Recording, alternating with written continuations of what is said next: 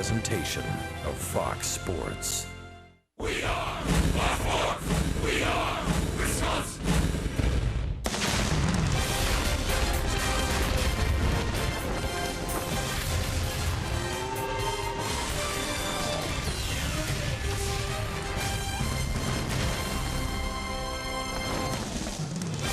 Baseball is back. The Brew Crew is back to work. They'll open up the second half of the season with a 6-game road trip starting here in Cincinnati and then later on to Pittsburgh. So they're starting the season with a pair of season against division rivals.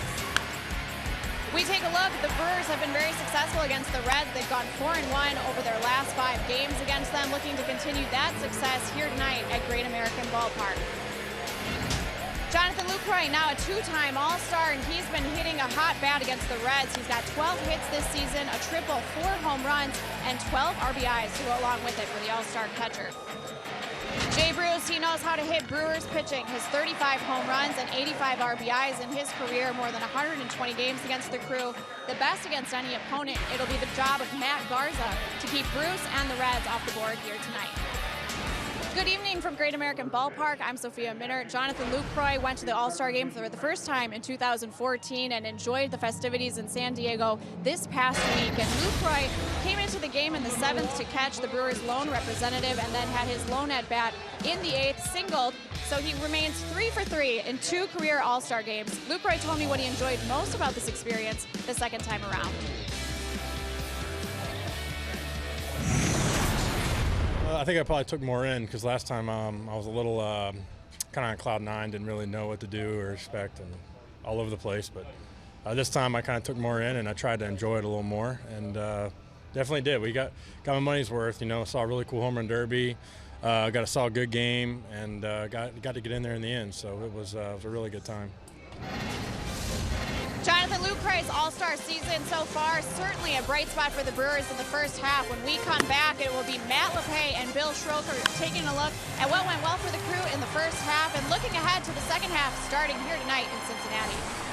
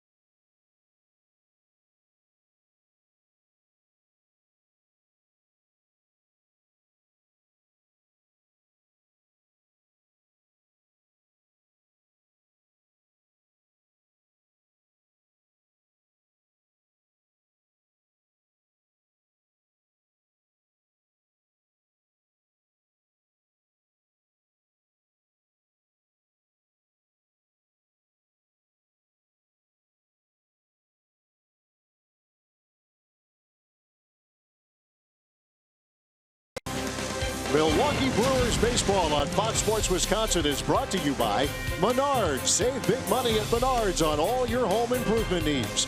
By your local Toyota dealers. Toyota, let's go places. And by Miller Lite, the original light Pilsner. Cheers, it's Miller time.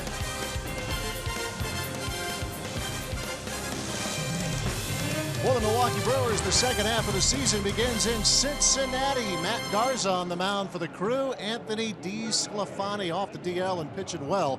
He gets the call for the Cincinnati Reds. Good evening from Great American Ballpark in Cincinnati alongside Bill Schroeder. I'm Matt LePay. Brian Anderson will be back Tuesday for the series in Pittsburgh. Rock, a lot to be encouraged about with this team. Jonathan VR, his performance.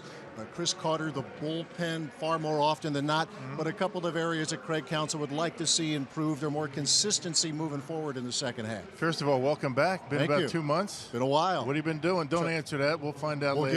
We'll get to it. Welcome back. Good to see you again, Matty. But yeah, Craig Counsell, very excited about the second half. First of all, you wonder what the roster is going to look like when August comes around. But the one thing he has mentioned over and over again, more consistent starting pitching from top to bottom. I mean, the starting pitching, we started to pick it up around May when Junior Guerra came on board, Zach Davies, those guys very good.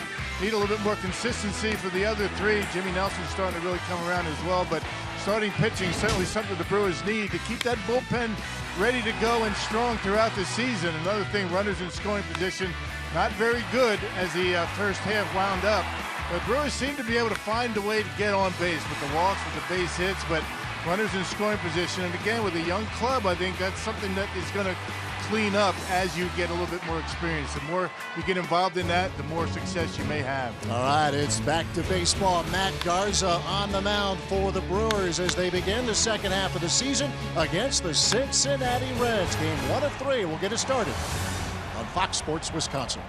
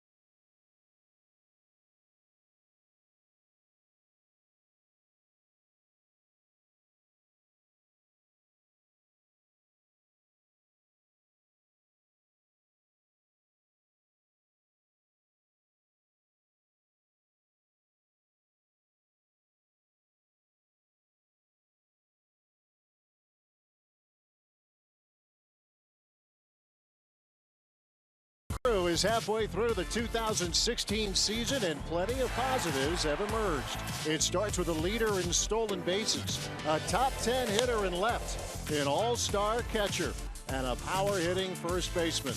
Now the ball is handed to a veteran starter looking to get back to success he has seen in this ballpark.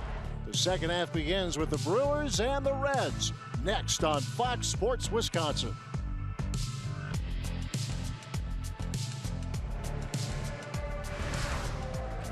Warm and humid night in Cincinnati. Had a rain shower that came through here a couple of hours ago, but we're told we will stay rain-free the rest of the night. Good baseball weather as we get ready to begin the second half of the season. Brewers baseball on Fox Sports Wisconsin, presented by Potawatomi Hotel and Casino. Spend the night with luxury. Craig Counsell, halfway through his first full year as the Brewers skipper, has his team at 38-49 heading into the post All-Star break portion of the schedule. We'll take a look at Counsell's lineup presented by Potawatomi. Jonathan Villar at the top, followed by Scooter Gennett and Ryan Braun. The All-Star Jonathan Lucroy, who's had a lot of success against the Reds this year. It's cleanup, followed by Carter and Nieuwenhuis, Will Middlebrooks, Ramon Flores, and Matt Garza.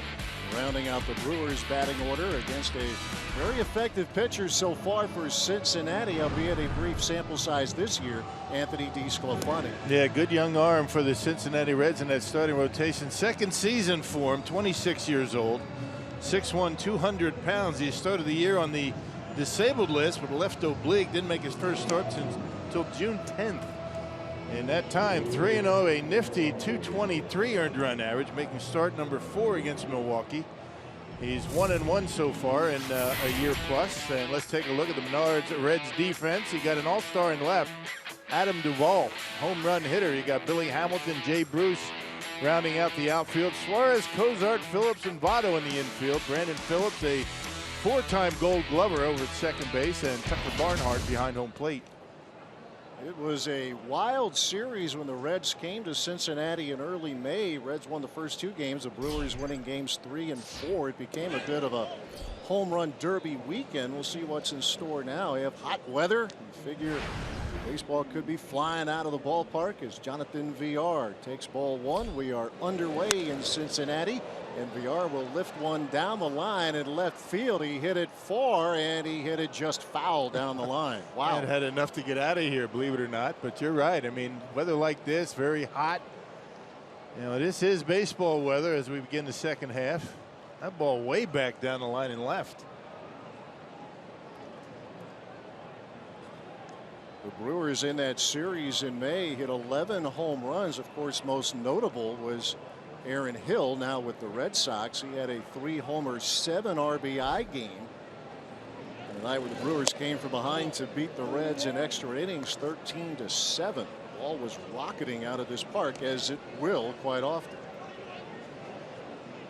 We are one of the real positive first half stories for this Brewers team. His ability to get on base and steal bases, leading the National League with 31 stolen bases through the first half. I can't think of a guy that needed 4 days off for the All-Star break more than Jonathan Villar. And Villar shoots one into left field, and that's how the Brewers start things here in the opener of this weekend series in Cincinnati. Well, the key to being a successful big leaguer is to be able to put 2 halves together. It was a very good first half for Jonathan. And let's see if he's able to continue that here in the second half. That wasn't a bad pitch by DeSclafani, a fastball away. Villar goes right with it. A good start for the Brewers here tonight.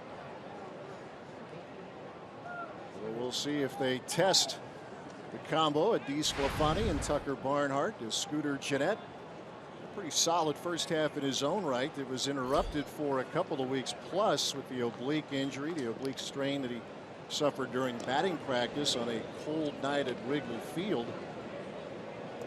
Part of his storyline has been his success against left-handed pitching. That obviously not a factor here against the right-hander Sclafani. In fact, the Reds have just one lefty in their bullpen, and that would be Tony Cingrani. But questions that certainly a lot of people had about Scooter was could he have some success against lefties, and he's had a good response so far this year. And because of that, I think Craig Counsell pretty confident in keeping him in the lineup with left-handers, and he's had some success. Villar is holding as Gennett takes a strike. 262 average for Scooter Gennett. We are just getting underway. Anthony DeSclafani, the 26-year-old, 3-0. 6 starts, 5 have been quality, including his last 4 outings. Yeah, 5 of 6. He's pitched at least 6 innings, and 3 of those he's been able to pitch into the 7th inning. Certainly something that the Reds need because their bullpen has been taxed quite a bit.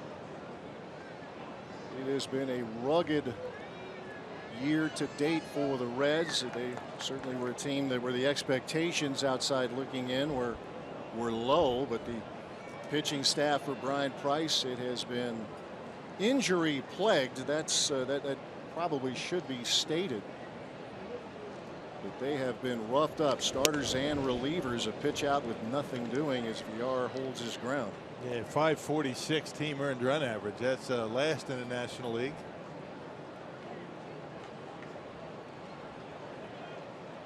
There you see they have struggled from all angles.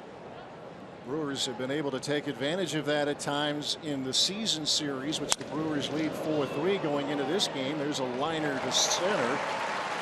Billy Hamilton is able to grab, and there's out number one. DeSclafani getting a lot of home plate his first two batters, but yeah, that last one right at the center fielder. One out, one on here for Milwaukee in the first for Ryan Braun.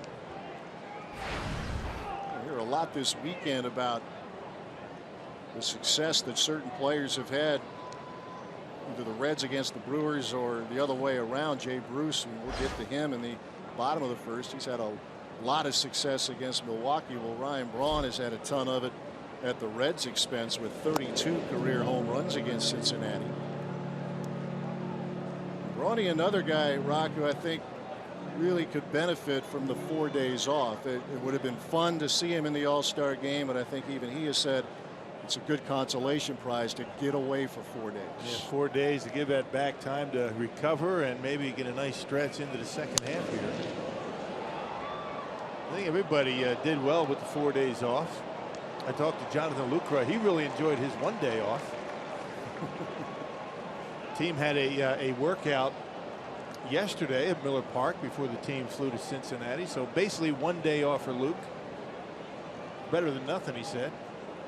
It was fun to hear the conversation he had with Sophia Minnaert.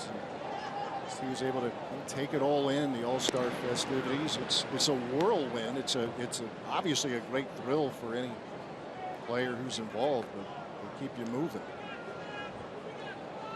Second time, you always able to, I guess, sit back and take everything in, enjoy it a little bit more.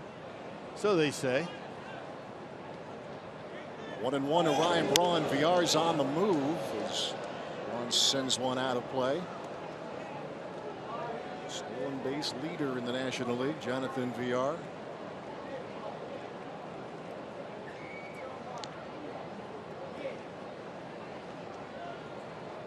See top four in all of baseball. Billy Hamilton is just outside of that group of four going into this series. Speedster, the center fielder for the Reds. VR again running, and Braun a base hit to right field, and that'll move VR to third. So right away Milwaukee has something going here in inning number one. Man, Duvall not a hard thrower. I mean, he'll mix it up pretty well. Fastball, curveball, slider. Every now and again he'll throw a changeup, but right now getting a lot of the plate. The Brewers are taking advantage of it. Yeah, that was that slider that Ryan able to stay on nicely. 4 days off, and he hasn't cooled off. Drives that one hard into right field with VR on the move. You can see Brandon Phillips trying to deke him a little bit, but to no avail. Good attempt by the veteran in second. You see Ryan spraying the ball around this season. Goes opposite field with a base hit here in the first. So we talked about a storyline, or the number of storylines with the Brewers. Now runners in scoring position. What'll happen? Well, there's your answer. Lucroy dunks one into right field, and the Brewers grab the early lead. So Jonathan Lucroy, an RBI single, and his 43rd RBI of the year. Yeah, didn't waste any time, did he? First pitch, fastball, dumps it off the handle into right field. So there's a good start. Well, Craig Counsell now can say his team's 1 for 1 with runners in scoring position. That's the one thing that he was hoping to clean up a little bit this half. Not the hardest hit ball for Lucroy, but very effective driving a run. So the Brewers doing some early damage against a starter who has been the best the Reds have had.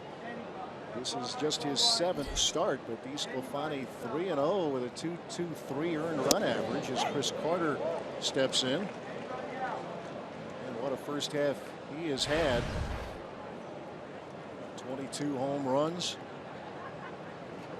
And that average much higher a good chunk of the first half of the season, sitting at 230 right now. Remember, last year he was a shade below 200.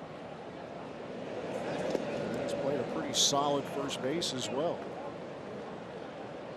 Get him between 230 and 235. I would imagine the Brewers would be happy with the big home run numbers.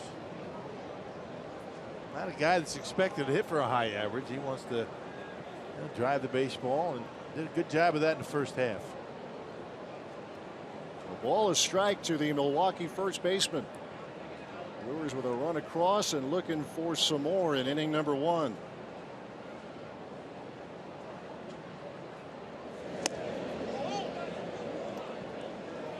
Second year with the Reds for tonight's starter for Cincinnati, Anthony DeSclafani. Came up from the Marlins in the trade that involved Matt Latos.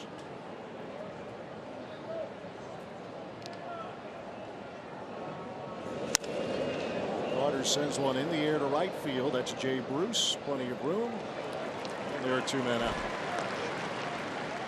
Not going to run on Jay Bruce, that's for sure. One of the best throwing arms in all the baseball. Pretty accurate as well. An all-star and the ongoing subject of trade speculation.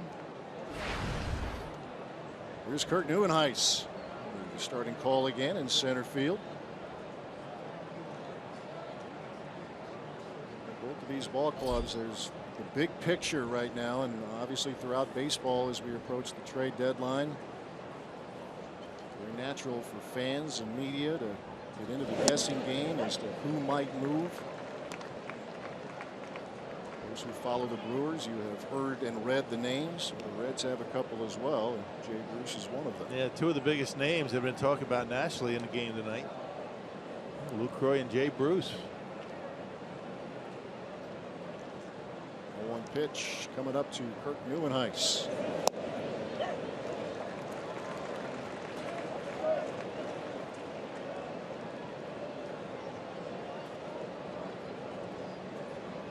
Seems like every year Jay Bruce's name is mentioned in trade talks around the trading deadline, but he's still a Cincinnati Red. It's been going on for 3-4 years. Yeah, it has. His offensive numbers up this year, so the talk intensifies as Neuenhuis holds up. 209 average for the center fielder going into this game with 5 homers. Driven in 26. RBI single from Jonathan Lucroy opens up the scoring here at Great American Ballpark.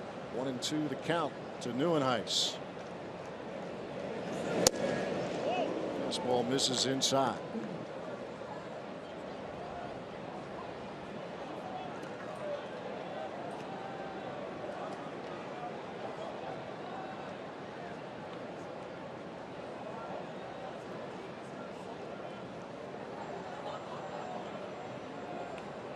Two-two pitch. And that is strike 3 called. Very nice. Takes strike 3 and the inning is over, but the Brewers pick up a run.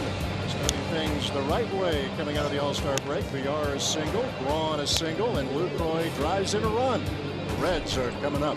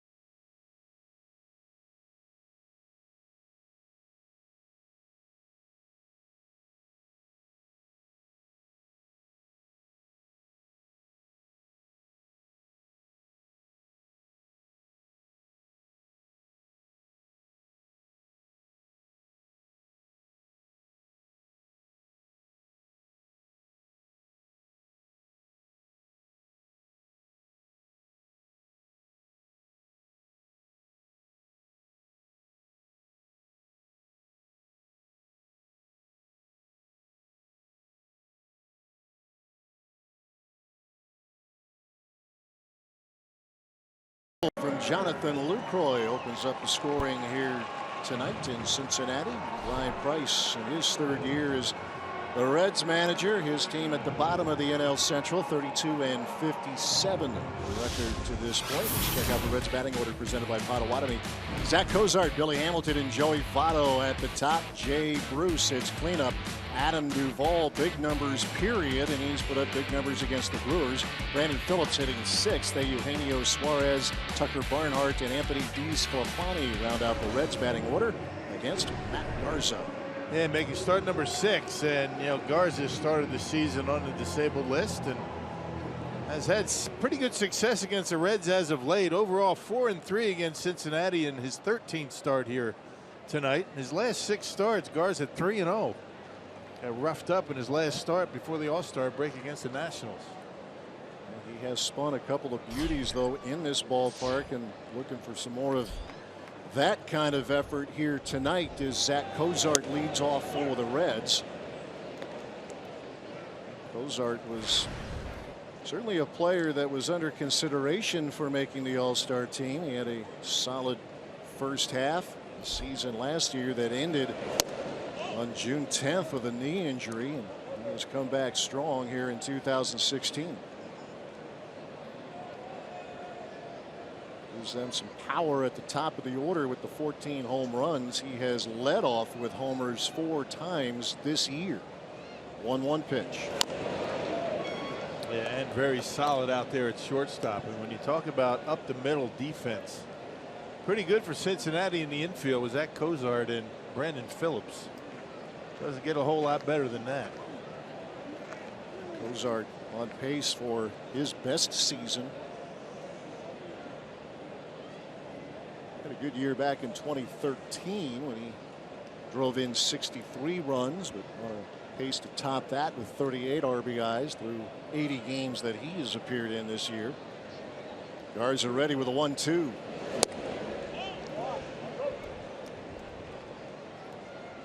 See Garza, Jimmy Nelson, and Zach Davies. Those are your projected starters for tomorrow and Sunday here in Cincinnati. Garza looking for a bounce back. We talked about that outing against the Nationals as Cozart goes the other way, and there's a base hit right in front of Ramon Flores. So Cozart a leadoff single at the bottom of the first. And dumped that one off the hands and into right field. Now let's check out the Menards Brewers defense here tonight. You got Braun, Nieuwenhuis, and Flores in the outfield. Will Middlebrooks. We figure Middlebrooks is going to get a lot of starts in the second half of the season. Brewers want to see what he can provide. VR, Jeanette up the middle, Chris Carter at first, and the Brewers all-star Jonathan Lucroy behind home plate. There's Brian Gorman, the crew chief, calling balls and strikes. And Wolcott, Mark Carlson, Mike DeMiro. First, second, and third, respectively. And there's the speedster, Billy Hamilton. He's had various spots, been in various spots in the batting order for Price's team. Now in the 2-hole.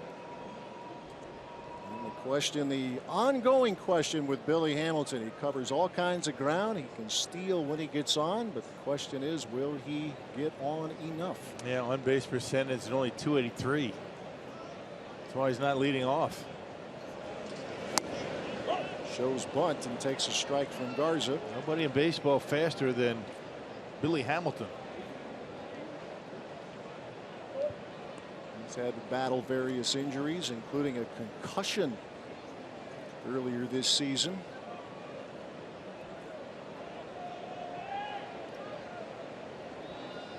Garza ahead, 2 strikes and nothing. Cozart the runner at first. This has popped up, and Middlebrooks will have a play, and there's out number 1. And Garza just eating him up inside, and Hamilton not able to get the bat head out. Garza just couldn't find it his last start against the Nationals before the All-Star break. And they hit him hard, 7 runs in 4 1/3 innings. Well, he didn't have much going for him, and he needs that fastball to be able to command it in and out. Couldn't do it his last time out. Also included in there 3 home runs allowed, the only 3 he has given up. so far this season since making his first appearance in the middle of June. Here's Joey Votto. That average slowly creeping up for Votto. This Reds team will be looking for their first baseman to put together a second half like he did a year ago when he hit .362 after the All-Star break and an on-base percentage of better than .500. Always walks a lot, but he has struck out a lot so far this year.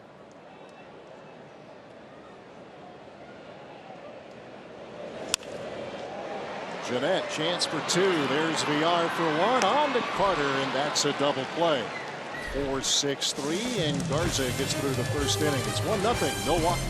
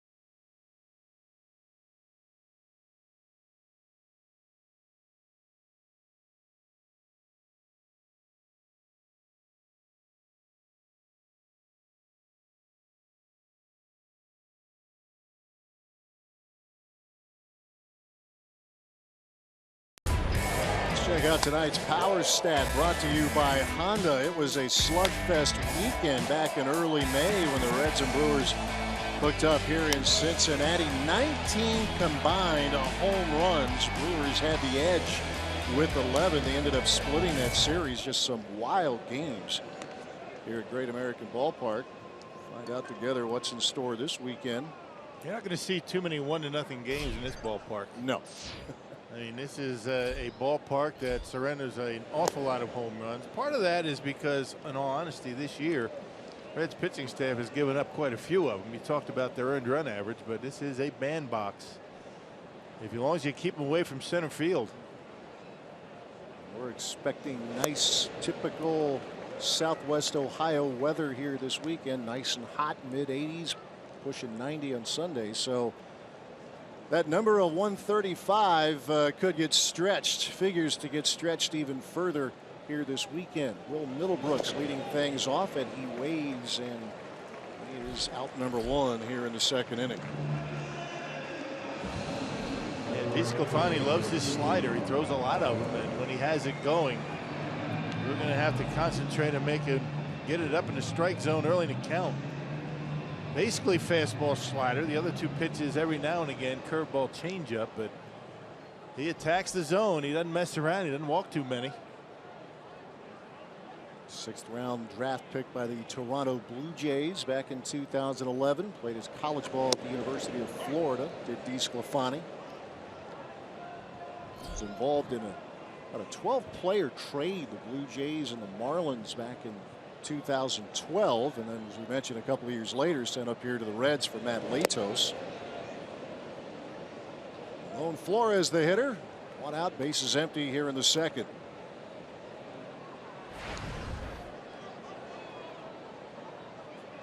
So he's been able to have a little success in his at-bats against Reds pitching. Ramon's starting to feel a lot more comfortable at the plate as the first half came and went. He's starting to drive the ball a little bit. Getting a lot of playing time out in right field. Brewers still waiting for Domingo Santana to come around. It's been a while for him. Frustrating season to date for a gifted player. This organization thinks so. As part of that trade with Carlos Gomez last summer, talking about Santana. It was a shoulder problem. He came back, played a few games, and then right back on the disabled list with an elbow. 2-2 pitch to Flores. A little tapper. And that will be a foul ball. We talk a lot about this ball club, and clearly it's stating the obvious, but trying to win every game you possibly can. But a big picture, Craig Counsell wants to see who out of this group, who are the kind of guys that you might be able to move forward with, who are the fits, and a season of opportunity for a number of players. It's fun to watch. Obviously you want to see more wins, and in time you will. But you're just watching this thing being built as Flores goes down swinging, 2 up, 2 down. Yeah, player development, who's going to be ready to be on this roster going into next year, and it's going to be a very interesting few weeks as we approach July 31st. Interesting couple of weeks with the trading deadline coming up. You know, the Brewers, you figure, at least people think they're going to be very active. What will this roster look like on August 1st? That's the question. Looking at it, all these guys, they know the drill. They know how it works. Doesn't make it easy, but it's just life in the big leagues. And it's going on all throughout baseball. Both of these clubs in particular, as Matt Garza takes a look at strike one. Yeah, the Reds are in pretty much the same boat, right? Of course, they have a couple of guys that are going to be hard to move.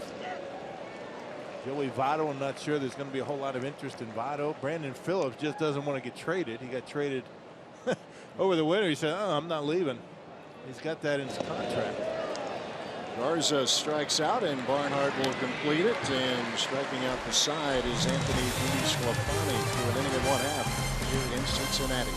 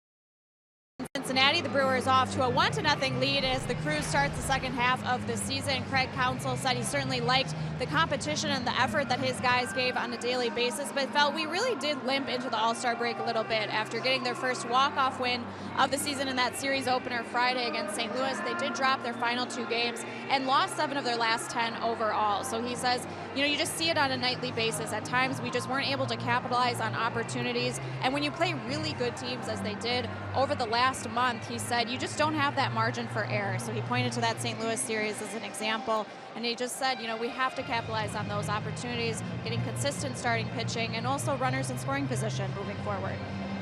Yeah, you're right, Sophia. Especially you look at that schedule, as Sophia mentioned, Rock, over the last month, and it started with that West Coast road trip I mean, that was one big boy series after another. Yeah, a lot of really good pitching. I mean, a lot of the pitching that was in the top 5 in the National League. So, you know, just wasn't able to get over the top. And he was talking the fact that it wasn't so much 7th, 8th, and 9th innings. Sometimes it was not taking advantage of opportunities in the 2nd, 3rd, and 4th innings. All learning experiences for a lot of these young players. It was a grinder of a schedule. Jonathan Villar, very good first half. Certainly other positives to pull out of the first few months of the season. Chris Carter, the work he has turned in both at the plate with the power numbers, and I think better than a lot of people thought he would be defensively over at first. You see the shift for Jay Bruce, the cleanup hitter, leading things off in the bottom of the 2nd for Cincinnati. He in his career has had some pulverizing numbers against Milwaukee pitching with the 35 career homers in 124 games against the Crew. And having a very good season this year. Even the batting average up for Bruce.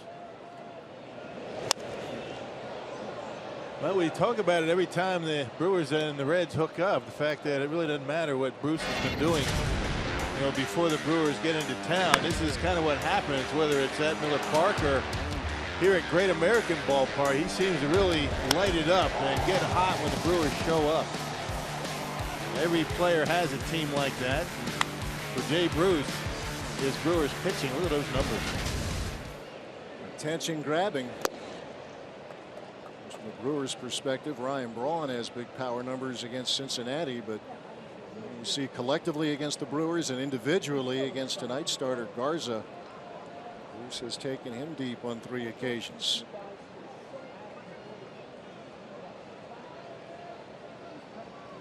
Two balls, 1 strike to Jay Bruce.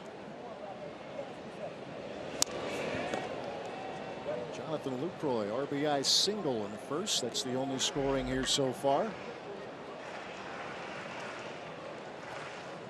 Bruce, an all-star, which again went to the American League.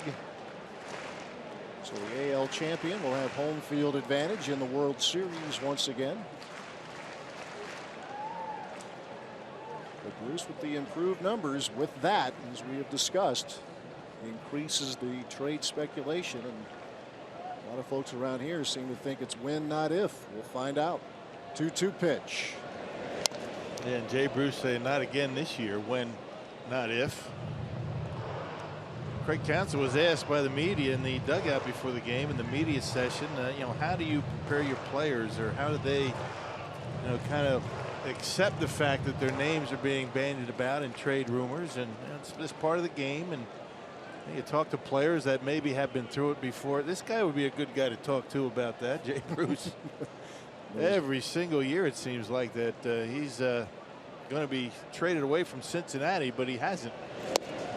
Swing and a miss. Breaking ball takes care of Jay Bruce, and there's out number 1 in the 3rd. That's a nice curveball right there from Garza. Took a little bit off, had a good break to it. Just pulling the string on it, and it takes something off, but look at the break on it, going straight down. Good pitch. Getting Jay Bruce.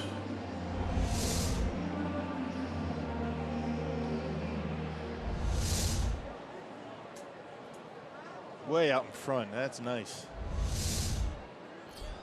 Out number 1 in the 2nd, Adam Duvall. He too an all-star. And I guess he has really burst onto the scene to this point. 23 home runs, 61 driven in. Little tapper toward Middlebrooks at 3rd.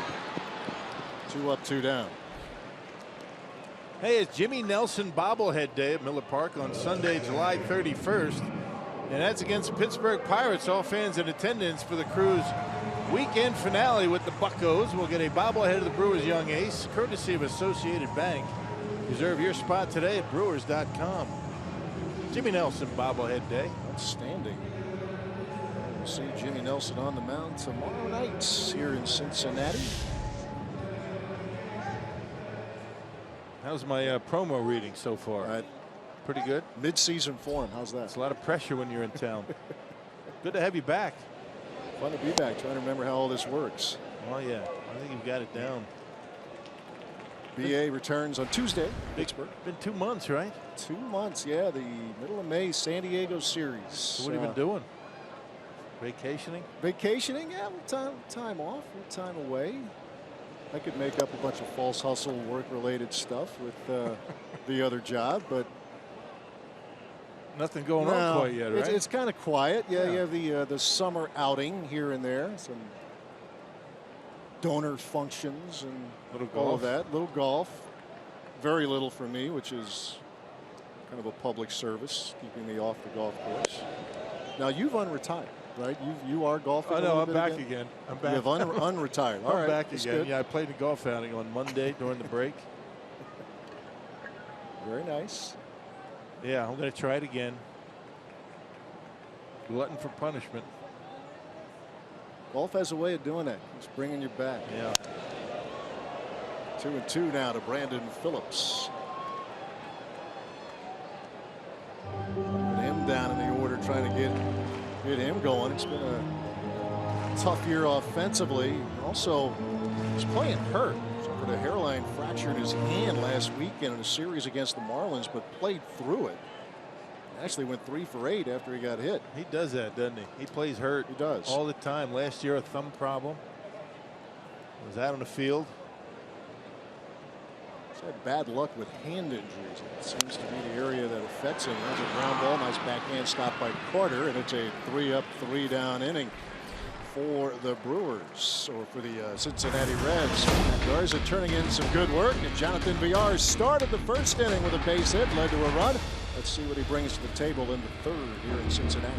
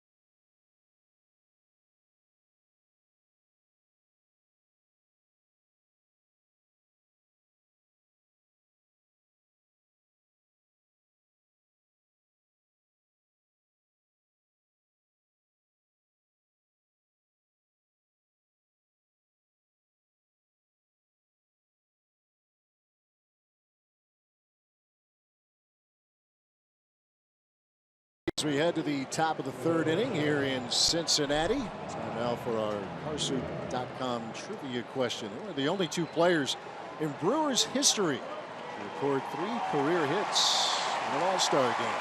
Only 2 players in Brewers history to record 3 hits, career hits in the All-Star game.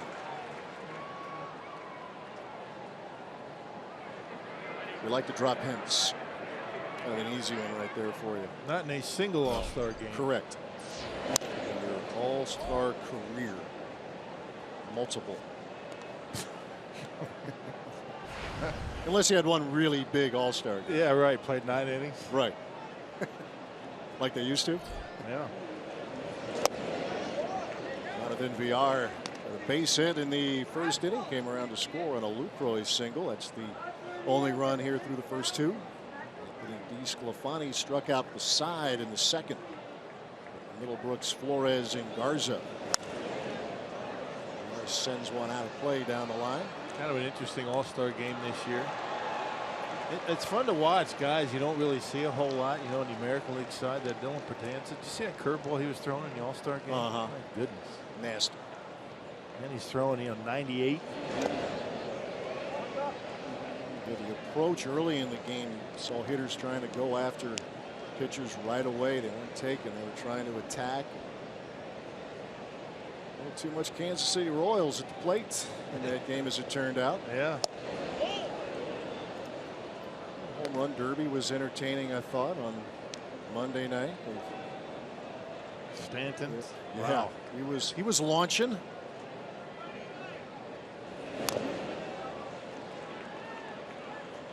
Todd Frazier, who won it in this ballpark a year ago, now of course with the White Sox, he was in the finals, but Stanton had way too much left in the tank in that final round. What are they saying? 5 miles of home runs for Stanton in that Yes. home run hitting contest? Tapper back to DeSclafani, 1 up, 1 down.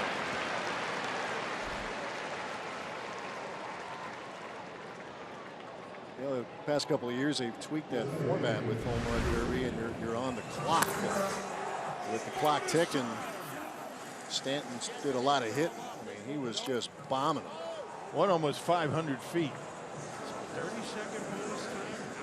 Yeah, that was quite the display that he put on. Giancarlo Stanton plays at a home park that is not very favorable to home run hitters, nor is San Diego, really, right?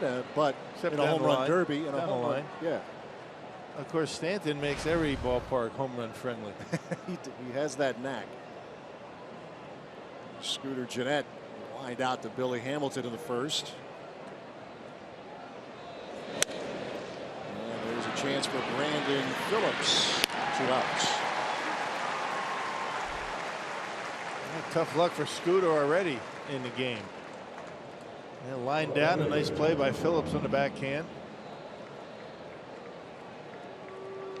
2 hard hit balls already for Gennett. Nothing to show for it so far. Here's Ryan Braun. Singled to right in the first.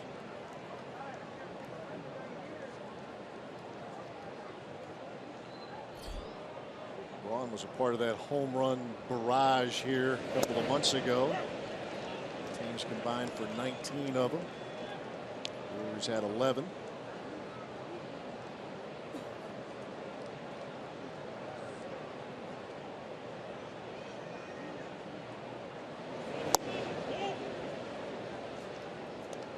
Quality starts for DeSclafani. It includes a career best 8-inning outing here in Cincinnati back on June 26th against San Diego.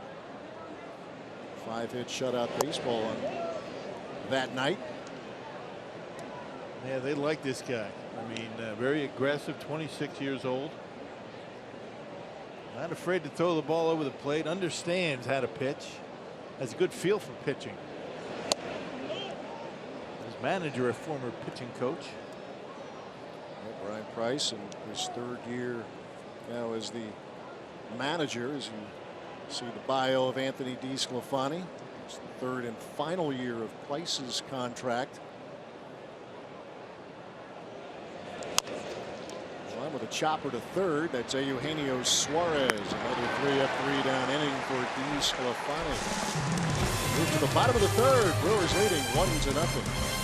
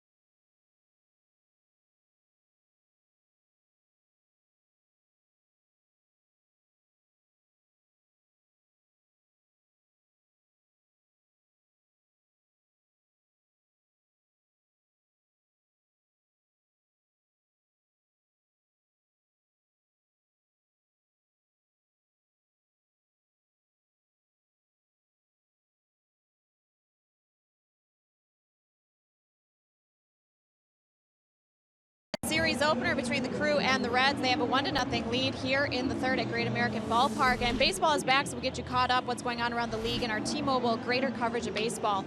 Drew Pomeranz pitched in the All-Star game in his home ballpark in San Diego and then was traded to the Red Sox on Thursday for minor league pitcher Anderson Espinoza. You see Pomeranz had an 8-7 record with San Diego and a 2.47 earned run average. Some bad news for Shelby Miller and the Diamondbacks. He was optioned to AAA Reno. He's had a tough season so far, 14 starts for him, just a 2-9 record. And Jake Diekman, this is an injury story that Brewers fans will appreciate. He bought a souvenir mug at Cheers Bar in Boston, and then the mug broke in his luggage, so he cut his finger and is now placed on the 15-day disabled list. So one of those baseball oddities that made him go on the disabled list, guys. Yeah, you hear that now and then. Maybe not specifically on a Cheers mug, on a beer mug, but the odd injury in baseball. Your thoughts? Yeah, well, I mean, first of all, why did he put the beer mug in the suitcase? It's a very good question. Isn't there a better use for it on a team charter heading somewhere? Maybe a carry-on. Yeah, make a little more sense. Yeah, use it. Carry with. That's too bad. Eugenio Suarez leading off, and he sends a fly ball into the left center field. Ryan Braun out number one. Yeah, there are a lot of crazy stories that surround the disabled list in the history of the game, and not just baseball, but all sports. I remember I was playing with the Angels. I'm not going to talk about the player in question, but pulled his hamstring sitting on his wallet on a bar stool. Sitting on his wallet. Yeah. Just so happened that he heard through the grapevine he was going to get sent down the next day, so came up with the wallet on the bar stool. Hamstring injury. I'm hurt. Can't go down there. Tucker Barnhart with a liner to VR. Quickly, 2 men out. So a little questionable injury, but hey. Points for creativity. Who are we to say? Exactly. You're hurt. Or not. Well, also, beyond the funny story there, not so funny for Jake Diekman, how about Shelby Miller? Sent down to AAA. The Diamondbacks, I mean, they're one of those teams that won the offseason, right? That's a lot of moves that they made. Tony La Russa, yeah. They sit 38 and 52 at the bottom of the National League West. Gene Segura has had a good year so far for the Diamondbacks, but the team has really scuffled and has it's been miserable at home. Yeah, they've lost 8 of 10 going into the All-Star break, and only 15 and 32 at Chase Field. That was a problem for the Diamondbacks a couple of years ago when they got off to a very bad start and they just couldn't win at home, and that's happening again. Anthony DeSclafani, pitcher versus pitcher with 2 outs and the bases empty.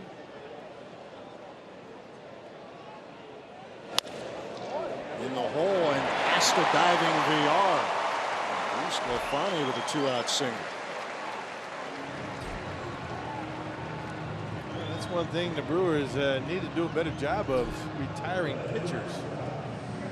Pitchers drawing some walks. DeSclafani with a base hit. Of course, DeSclafani last year had a 155 batting average. Not too bad for a pitcher. Delivers here with a 2-out single. Back to the top of the order, and Zach Kozar.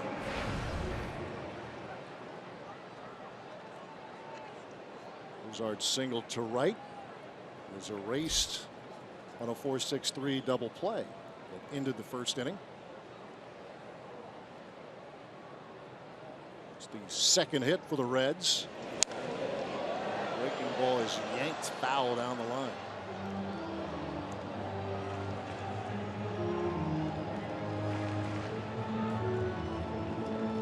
Kozar last year with that knee injury, trying to run out a ground ball. That was on June 10th. He was off to a pretty good start. 53 games, had hit 9 home runs to that point, but his season ended that day.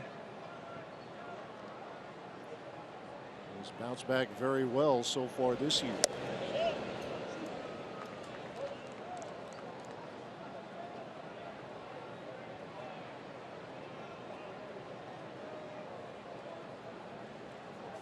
Ball a strike. Garza versus Cozart.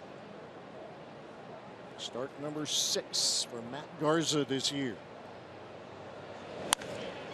Ground ball to VR. And the feed to Jeanette, and that'll do it for the Reds in the third. 2-out single. No damage done. Still 1-0 Milwaukee.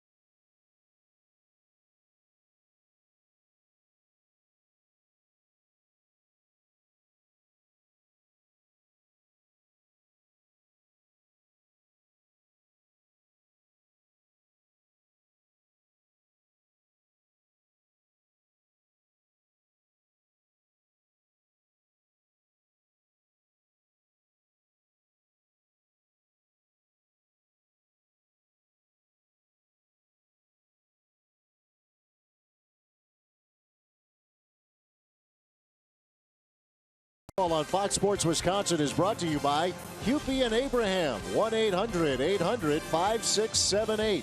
Hupy and Abraham. Tell them you mean business.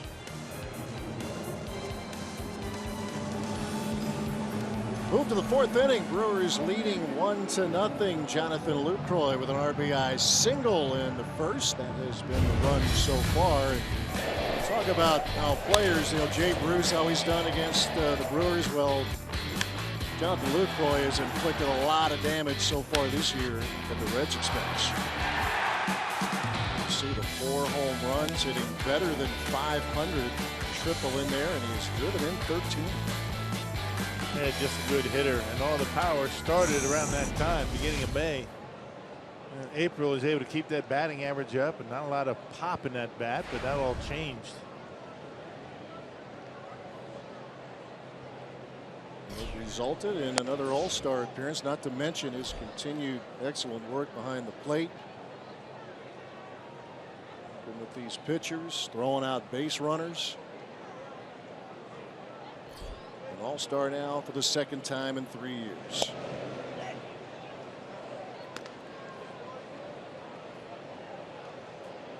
Ball a strike as Lucroy leads off here in the 4th.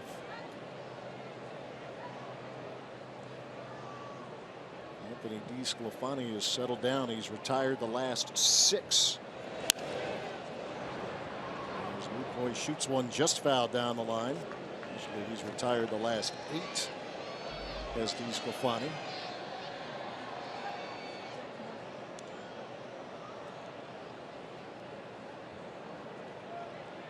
With 3 hits in the first. He struck out the side in the second. Yeah, Brewers had a chance to do more damage, not able to do it. Got 1 on the board, but since that time, DeSclafani settled down nicely. He likes to work inside and use that good slider.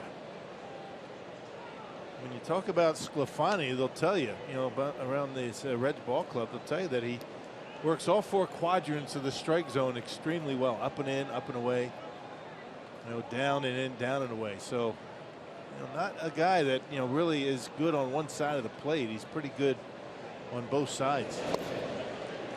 And Lucroy is swinging a miss. There's out number 1 here in the 4th. Sclafani absolutely in rhythm right now as Lucroy strikes out.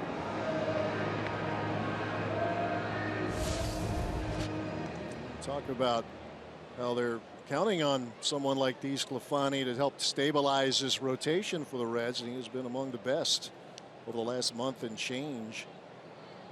Carlos Martinez, pretty good lineup right there. Hendricks, Scherzer, Bumgarner. A lot of National League Central on that list. Yes, sir.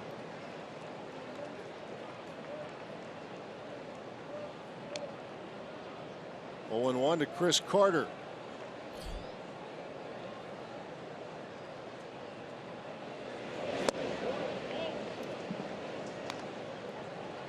Carter, a fly ball in the first inning.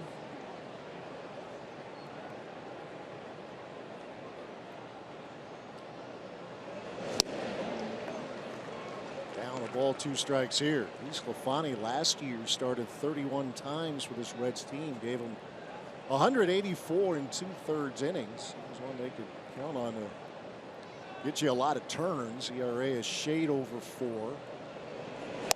It was a Reds staff that became rookie dominated from late July on in that rotation.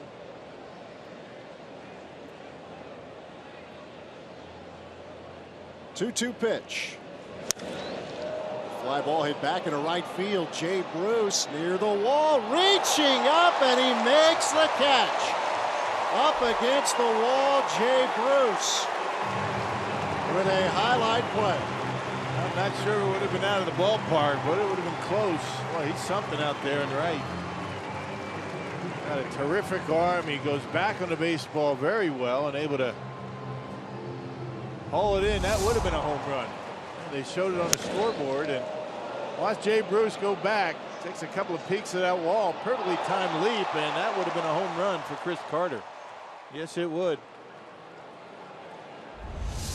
He denies number 23 for Carter. 2 outs, first pitch swinging, new on ice. Backhand stop Phillips, and a couple of impressive defensive plays from a team that has struggled in that area this season. You wouldn't know it now. It's 1-0 Milwaukee.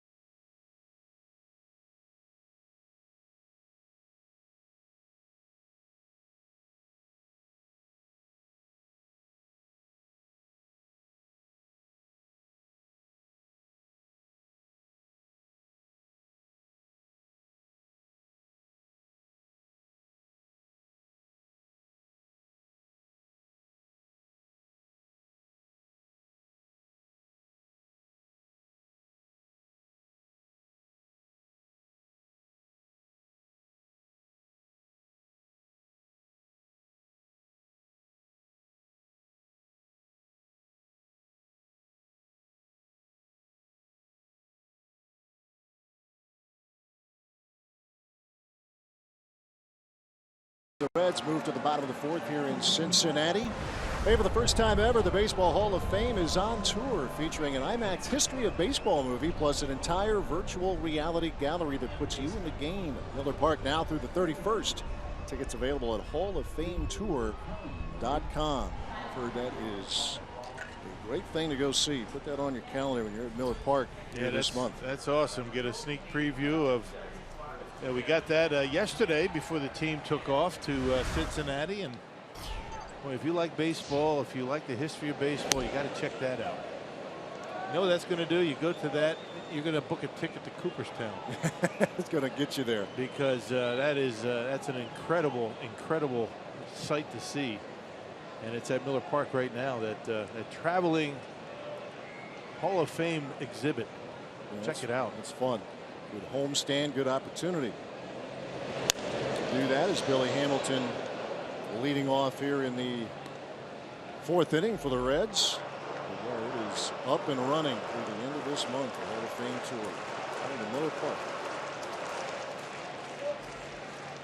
The rich history of this great game. It's part of the fun of the All-Star game, how they honor the past and celebrate all the young players, all the young stars of today, but let's do a great job of honoring the past players. Understanding the history of the game. It's a ball by the mound, and VR unable to get it. Garza trying to barehand to no avail, and Hamilton a leadoff single here in the fourth. Wouldn't have mattered anyway, even if VR kept it in the glove. He's not going to get Billy Hamilton on that. This is the only chance right there, albeit not a very good opportunity. Did it hit his hand? I'm not sure, but even had VR been able to keep it in the glove, he wouldn't have been able to get Billy Hamilton. He runs too fast. And he is at full speed very quickly, and that'll be an infield hit for him. Well, he's not in that top 4 in baseball in stolen bases. He's just outside of it as Hamilton. He has 22 steals. He's been caught but 4 times. It's an area of his game in the last few years he has been able to improve upon. Doesn't get caught as much as he did a couple years ago. Here's Joey Votto.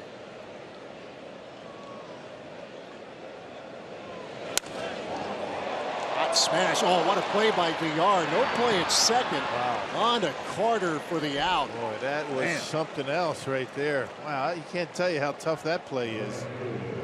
That was a nasty hop by VR, who picked it on his short hop on the backhand.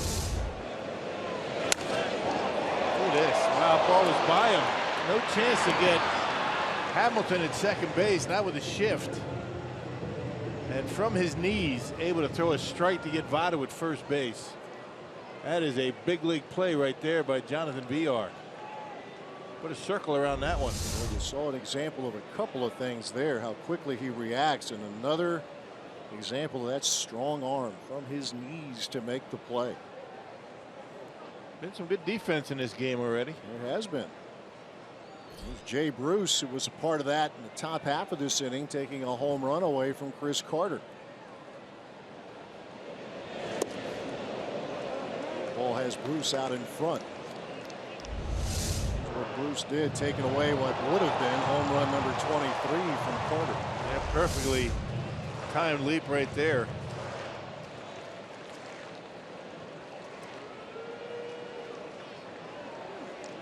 And one to the Reds right fielder.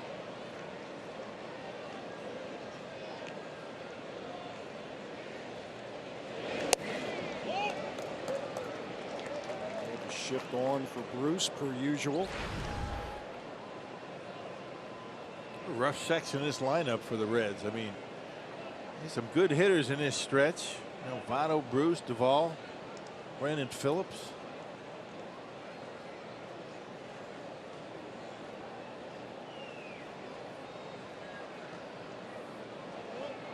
You mentioned those names, and it's just it's a mystery. This team still doesn't score a ton of runs. They have all-star players, including the one you're looking at right now with Bruce, and another all-star on deck in Duvall. It's a team that 10th in runs scored, right? Yeah. I mean, that is a surprise, particularly playing here.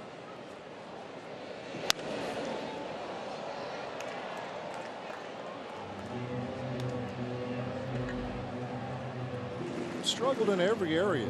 Pitching, though the bullpen has gotten a little better of late for the Reds, but as a group, it's been a terrible year for the starters and the relievers.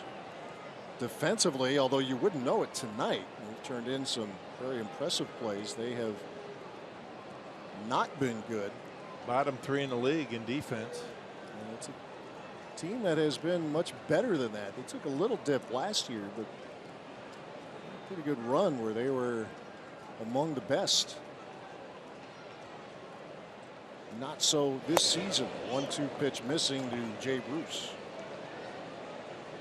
Billy Hamilton just dying to get to third base.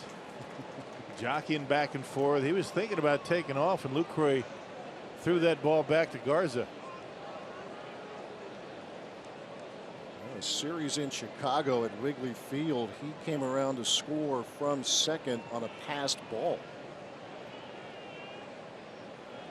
An idea of the speed and aggressiveness of Hamilton.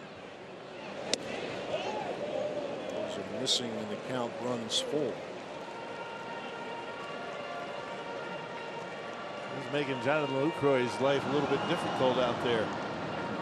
Kind of a cat and mouse game for Billy Hamilton back there.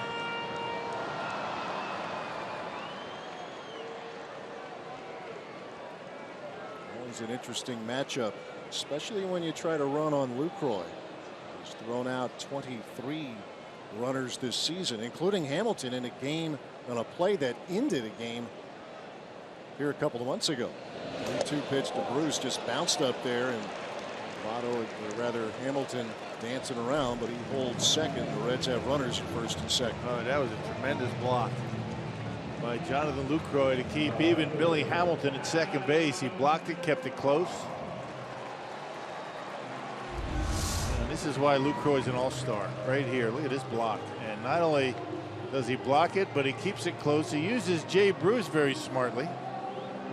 Hamilton has to stay at second base. You know, you said that Hamilton's been thrown out 4 times, twice by the Brewers. Yeah, exactly. Maldonado and Lucroy both have thrown him out. That's right. Yeah, the one occasion when Lucroy got him, it ended the game. Hamilton came in as a pinch runner in the 9th. Everybody in the house figured he was going to run, and Lucroy was able to cut him down and in the game, and it earned the Brewers a split to that 4-game series.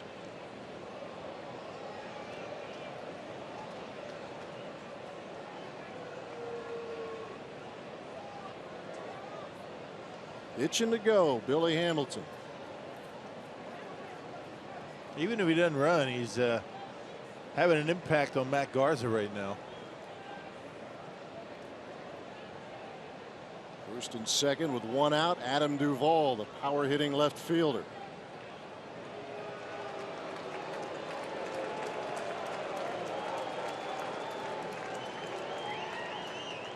It's a tester now for Garza.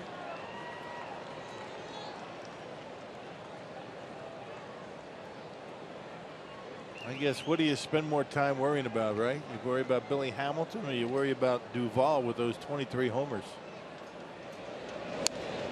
Good cut there and a foul ball.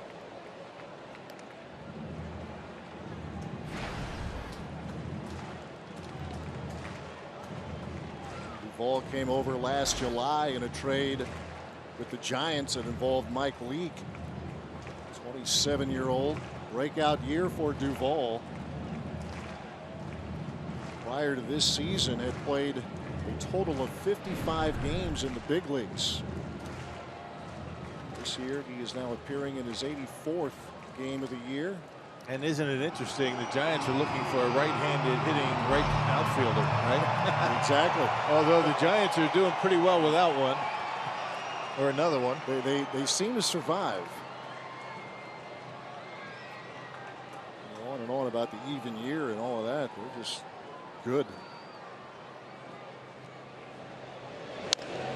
Holds. There's a ground ball to Middlebrooks. Jeanette for 1 on the first. No play. Hamilton still running, and he's going to score. And that's what speed will do for you. And this game is tied. Yeah, you might not want to throw that ball to first base if you're Scooter Jeanette. Not sure that was a double play ball, but Scooter tried to turn it, and Billy Hamilton never slowed down.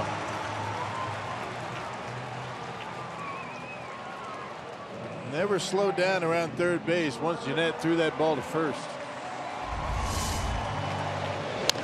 Kind of a slow chopper, not sure if you're going to be able to turn 2. And once Jeanette got rid of it and went to first, Billy Hamilton scores easily. Didn't even have to slide. Watch Hamilton, just watch him. He's going to stay in your shot. Once he sees that ball on its way to first, an easy run.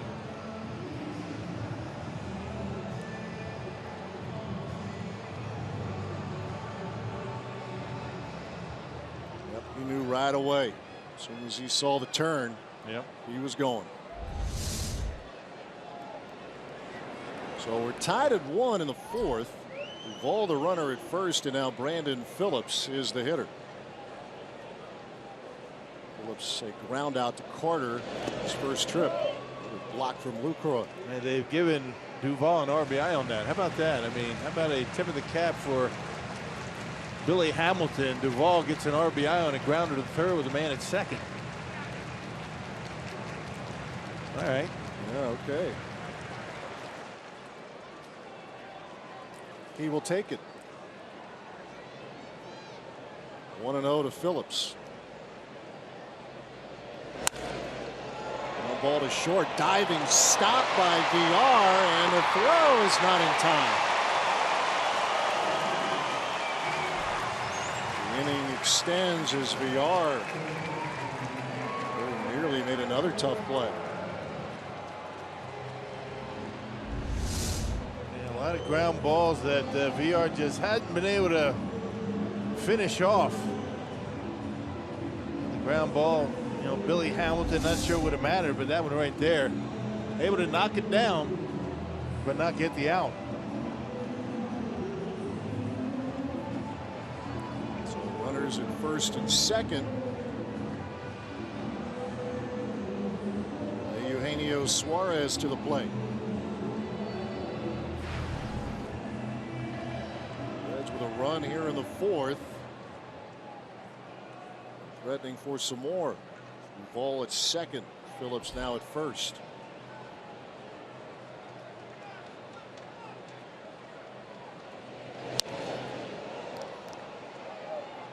This guy takes a mighty hack. He's not one of those guys who's going to shorten up a whole lot with 2 strikes.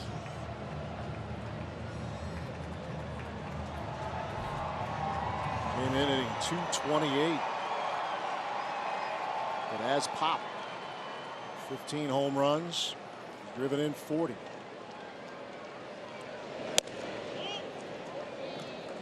Played a lot last year, did Suarez. A lot of work at short after the Zach Cozart injury. He's had his troubles at times defensively over at third this year for the Reds.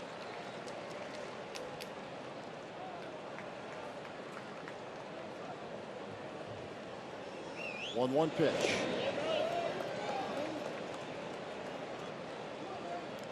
Billy Hamilton got this inning started with an infield single. Advanced on a ground ball from Votto. A good play by VR. A walk to Bruce. And Duvall gets an RBI on a ground out. And a forced play at second. We tried to turn 2, and Hamilton kept motoring around third and came around to score. Hey, Reds haven't hit the ball out of the infield.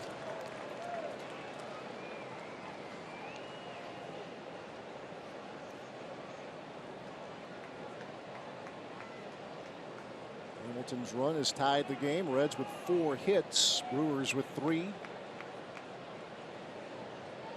3-1 the count to Eugenio Suarez. Lifted right side, and that'll carry into the seats.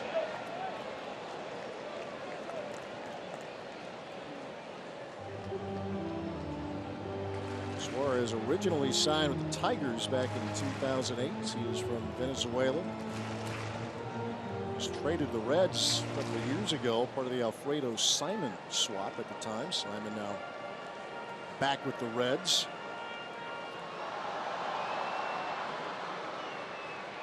3-2 the count to Eugenio Suarez.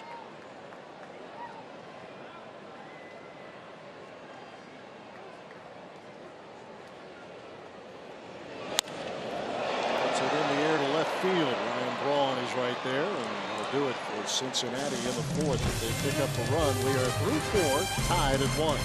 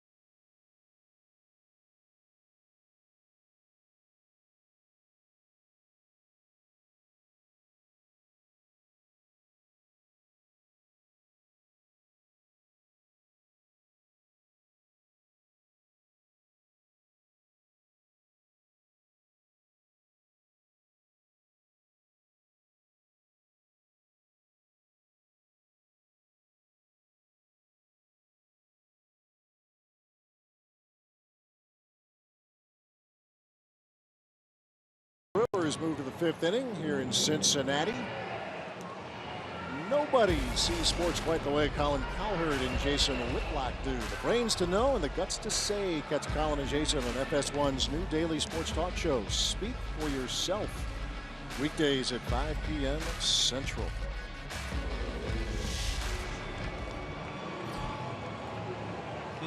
That's a good lid. 2 good lids. Yeah. A little bit warm for a lid like that right now, isn't it?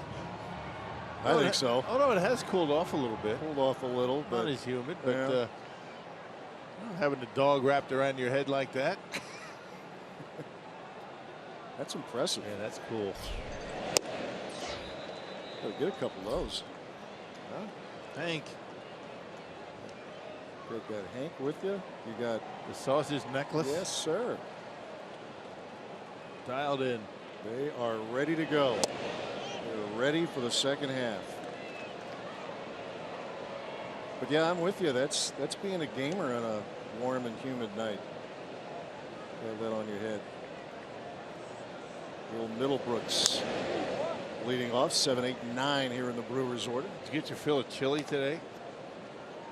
You know, it's a tester on a day like today. You get some of the local cuisine, little skyline. It's big oh here. yeah, Big here. yeah. You have some of that on a 90-degree day. Oh yeah. Now you're talking. Fastball misses to Middlebrooks. I take it you're waiting, maybe tomorrow. Or wait till Sunday when it's going to be 90. Yeah, it's been a few years. You know, it's just as you get older. I understand. Believe me. It's like a rite of passage around here, the chili. Yeah, I'm waiting for it. I don't know if we'll get it this series or not. We didn't when we were here in May. Usually so often here, maybe once a series. Middlebrooks goes down swinging. There's out number 1 here in the 5th. Another good breaking pitch by DeSclafani. He's got it working. He's got a nice stretch going right now.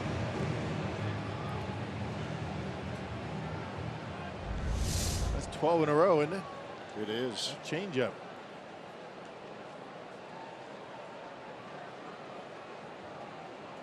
Down and in, and Middlebrooks out in front of it.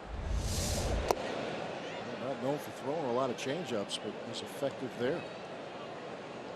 The last Brewer to reach was Jonathan Lucroy, his RBI single in the 1st. Here's Ramon Flores. He struck out in the 2nd. DeSclafani struck out the side in that inning. And he's had 6 starts, 5 are quality. Doing 4 in a row.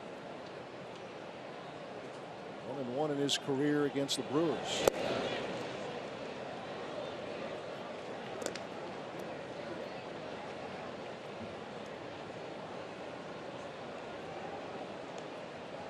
They're counting on him in this second half to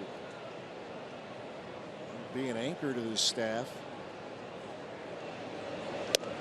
Homer Bailey, who is still working his way back from Tommy John surgery, and still has a couple of more rehab starts in the minors, but they expect to get him back here perhaps in the next few weeks.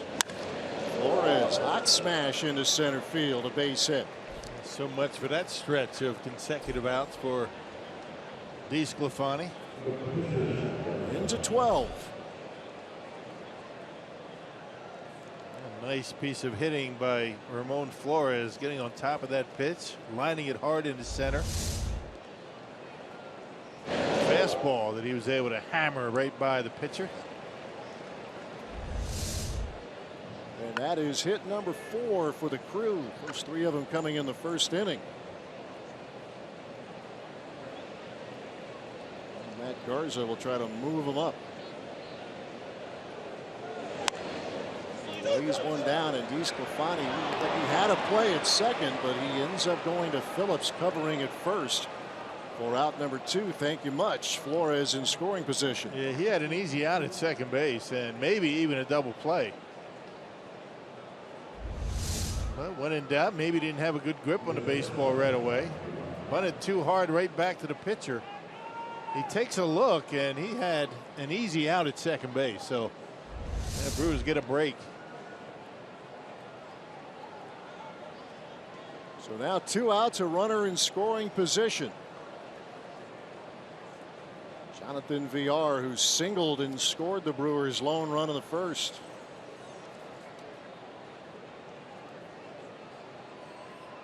Villar has been able to get some things done this year with runners in scoring position, has an opportunity now.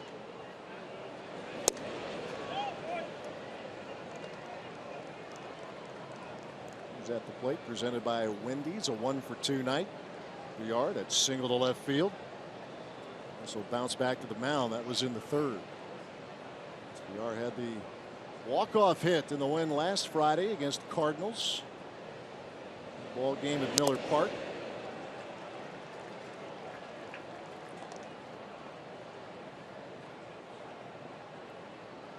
He's turned in some pretty good work already with the glove here tonight.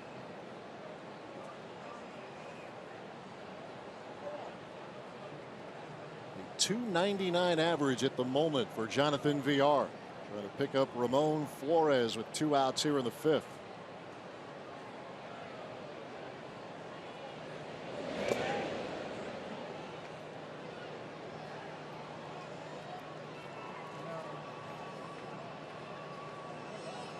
Two balls, 1 strike to Villar.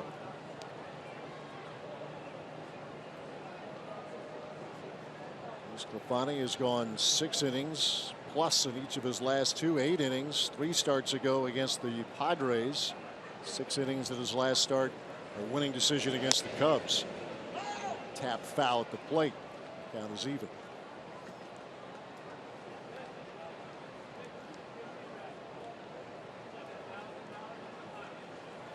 First of 3 here in Cincinnati. Back at it tomorrow night. Coverage starts at 5:30, and then Sunday afternoon series finale. Scheduled off day on Monday, and then a series with the Pirates in Pittsburgh beginning on Tuesday night.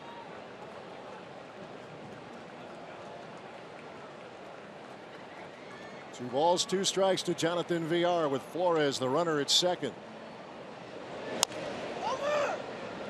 Tapper first base side, and it hits the bag and gets by Votto. A fair ball, and Flores will score, and the Brewers take the lead.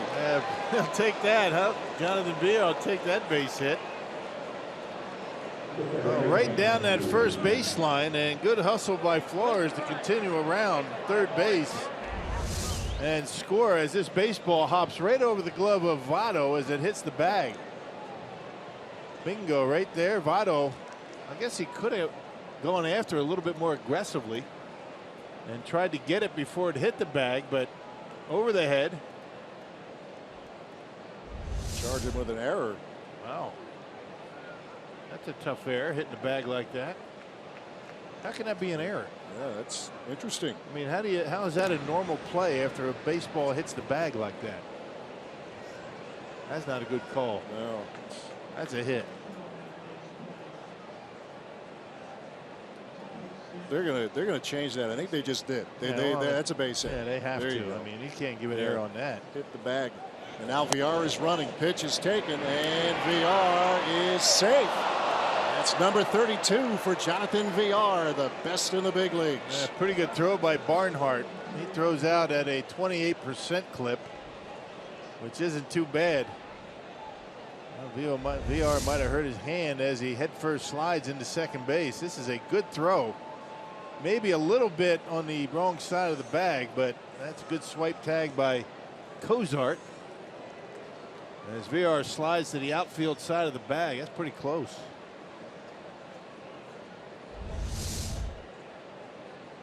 Flexing that hand a little bit. Scooter Gennett is the hitter. Villar with 32 stolen bases. And looking for 33. Here's the throw, and he is out of third. He got away with it a couple of times in the St. Louis series, trying to steal third with 2 outs. Not so this time, and the inning is over. And we'll see now. Craig Counsell may want to take a look.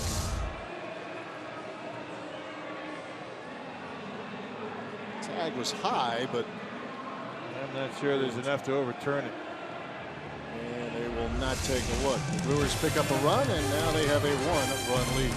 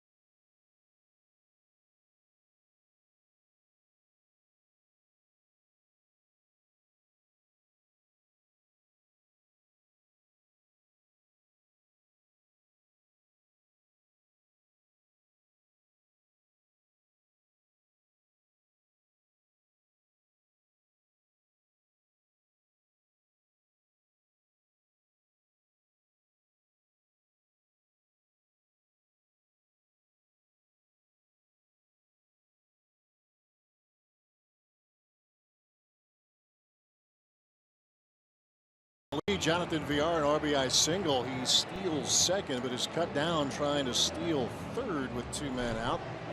Brewers had the lead as we hit the halfway point of tonight's game. Never make the third out at third base. That's the old baseball adage. And he was able to steal a couple of times, steal third against the Cardinals, but it's high risk. Talked about that's part of the game. He plays with such a high motor, and in fairness to him, he has cut back some of the base running miscues that plagued him earlier in the year, but took a high risk, and this time it came back to haunt. Curveball to Tucker Barnhart missing as Garza versus the Reds catcher to open the home half of the 5th. 8-9-1 for Cincinnati. Barnhart, DeSclafani, and Zach Cozart. Barnhart will lift a fly ball into center field. That's Kirk Neuenhuis with lots of room. 1 out. Hey, join the Brew Crew for a free and fun-filled day of games, barbecue fare, giveaways, autograph signings, and more at the Brewers Block Party next Saturday, July 23rd from 11 to 1 at Village Park in Elm Grove. Visit brewers.com/block party for more information. Brewers Block Party's back. You just don't give yourself enough credit for how you present those promos. I don't. You know, no, you don't. Does BA beat you down on that? Is that what happens? Oh, yeah. He gives me looks. He gives me looks like when I slip up. And kind of hurts my confidence. Yeah, for the next promo. I know. I tried to. You know, you asked me what I was doing the last couple of months. I think I was trying to boost you via text messages. Yeah, you did. I appreciate during it. Games. You know. Yeah. I got him. You know, anything to help the team. From my living room back in Cross Plains, Wisconsin, trying to help out. Were you watching a lot? I was. And when I wasn't, my ears were burning because BA would admit to throwing me under the bus on a few occasions. By the way, he's got you. We have Grub with BA and Rock. I think he got thrown into that as well. Yeah, again. Yeah. That's coming up next homestand, I think. He does have a way of throwing people under, doesn't he? The question is he going to be here? That's a good point. DeSclafani is out of there. He strikes out swinging, 2 men out. Second punch out for Garza tonight. DeSclafani with a base hit his last time up. Good slider off the plate. Garza's got good stuff tonight. His curveball is very good. And he's been able to locate, and he's been effective inside to these Reds hitters with a fastball. Matt's first 2 outings coming off the DL against the Giants and the Dodgers, he was effective, was able to wiggle out of some trouble a couple of occasions in those starts. 4 innings against San Francisco, 6 against the Dodgers, 6 innings of 5-hit shutout baseball. Tried to face the Nationals a couple of times, and then the Cardinals in St. Louis. Top of the order, Zach Cozart.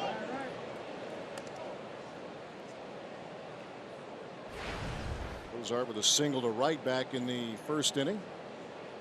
Into the fielder's choice in the third.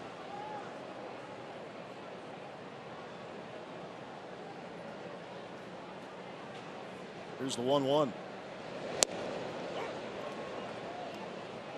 That's in there. Ball, 2 strikes. Start number 7 for Garza.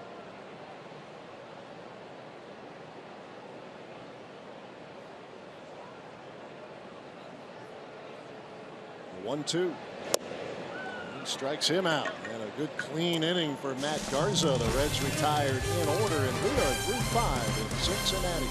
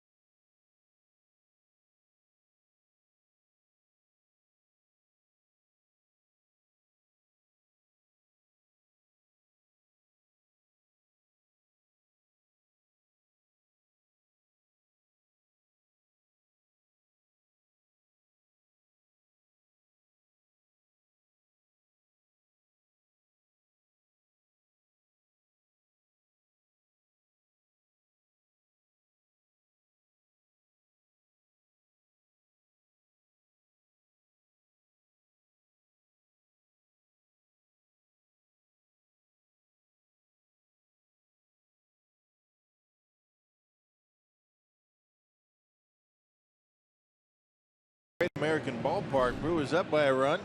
Hey, this season you can eat fresh and score big with the fan favorites ticket giveaway from Subway restaurants. Every $25 you spend at Subway, you'll earn a free Brewers ticket. Visit your local Subway restaurant for details.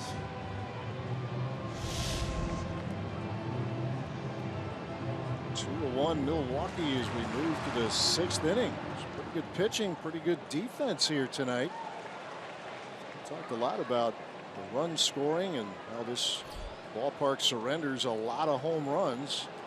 Nothing so far, although Chris Carter was robbed of one earlier in this game by Jay Bruce. Scooter Gennett leading things off. He's hit into some tough luck. He's hit the ball hard twice, a liner to center, and a ground ball that Brandon Phillips made a nice backhand stab on in the third.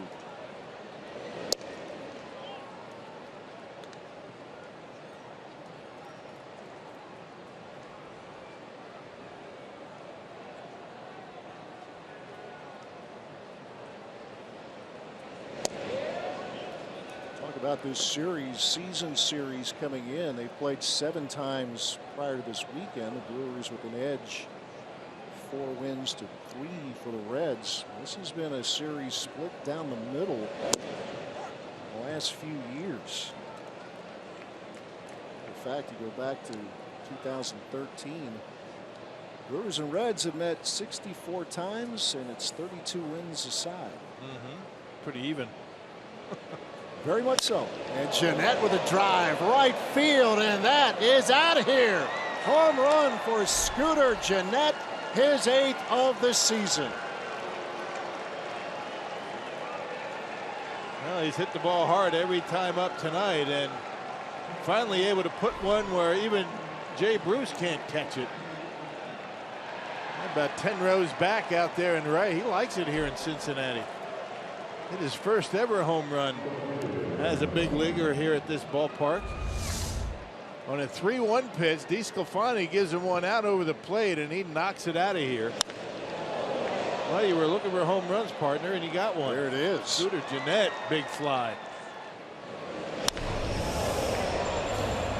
Ball home run count number 8 for Scooter Gennett. Ryan Braun attacking the first pitch. A ground ball to Suarez. And there's out number 1. I mentioned Gennett having a solid year to date.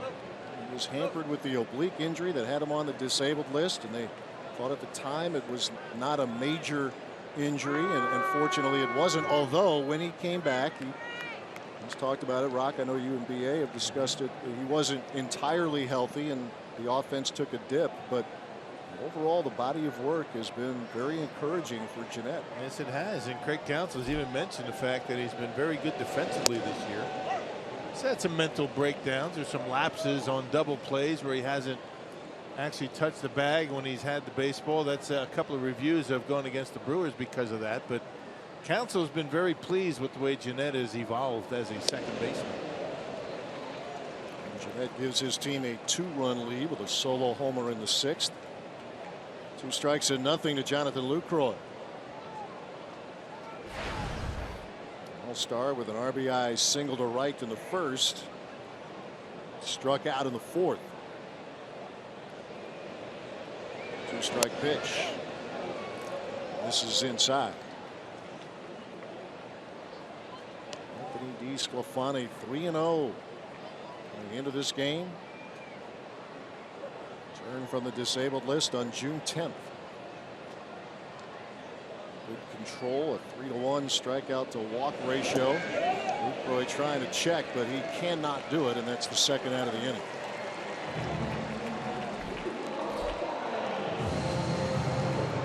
Second time Luke has gone down on strikes, and 7 strikeouts for DeSclafani tonight.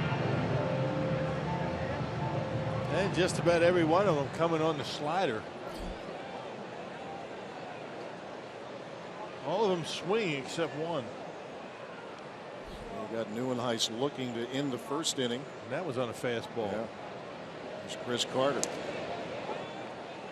fastball goes all the way to the backstop. Well, Carter had one taken away in the 4th inning. He's that close to hitting his 23rd home run, but Jay Bruce snapped it down, reaching up just over the right field wall.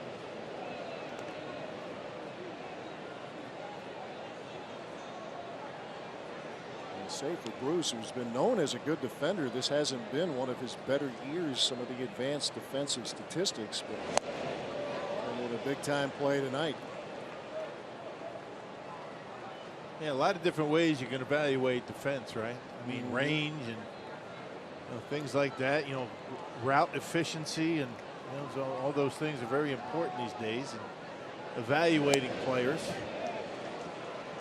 But make no mistake, I mean, there's not too many with a better throwing arm in right field than Jay Bruce. I mean, any position in the outfield, and he can show you that he plays the wall out here at Great American Ballpark pretty well. Carter a swing and a miss, and that'll do it for the Brewers in the 6th. But Scooter Gennett gets things started in this frame against Anthony DeSclafani. Home run to right. Home run number 8 of the year for Gennett. It gives the Brewers a 3-1 lead.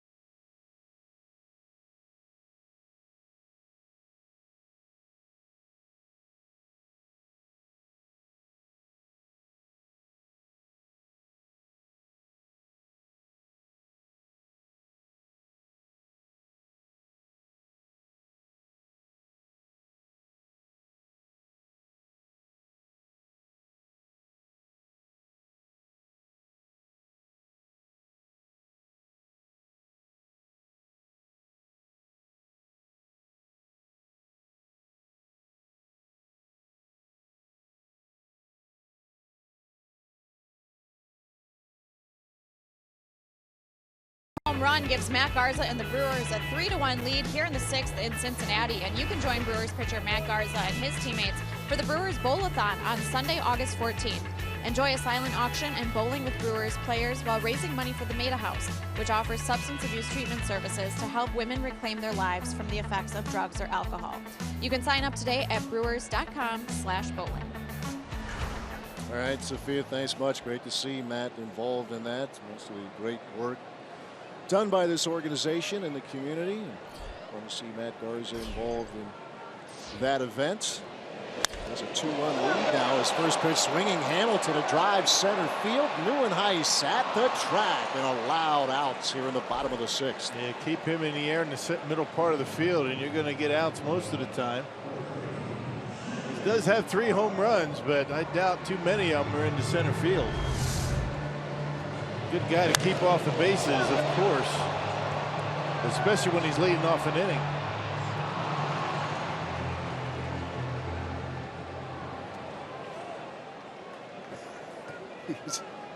He's fun to watch. He just, the reactions. Doesn't hide it. Yeah. You kind of know. Kind of rolled his eyes thinking I got away with that one. Yep. I'm glad it was Billy Hamilton that hit that ball and not this guy here. Exactly. Joey Votto is who Garza is facing now. Let's see, choking up on that bat. Even more if he gets 2 strikes on him. Count is even, breaking the ball in there. It's been a good pitch for him all night, that curve. Reds with 4 hits. They have stranded 3. Votto is rounded into a 4-6-3 double play. Rounded to VR in the 4th inning. Good play by the Brewers shortstop. Shift on for Votto. Bullpen activity. Carlos Torres getting loose for the Crew.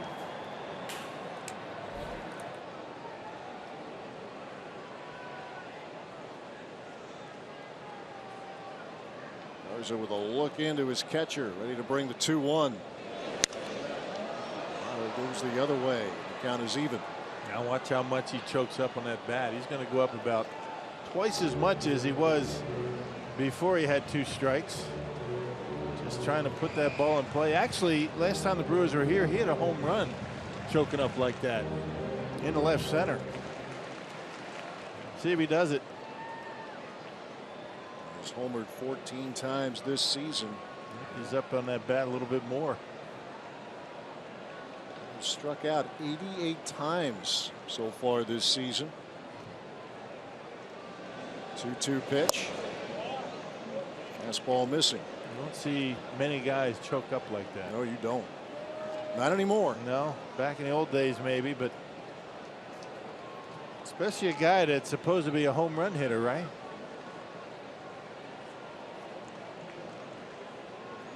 He has led the National League in walks 4 times, including last season when he walked 143 times. You see him up high on the bat, choking up in a big way. Payoff pitch.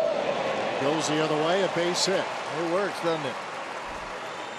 He had a big second half last year for the Reds. Had a miserable start to this season. It's starting to inch up that average, and he takes Garza opposite field there for that single on a 3-2 pitch. Just choking up. He's up there about 3 inches on that bat, and it's a completely different swing when you choke up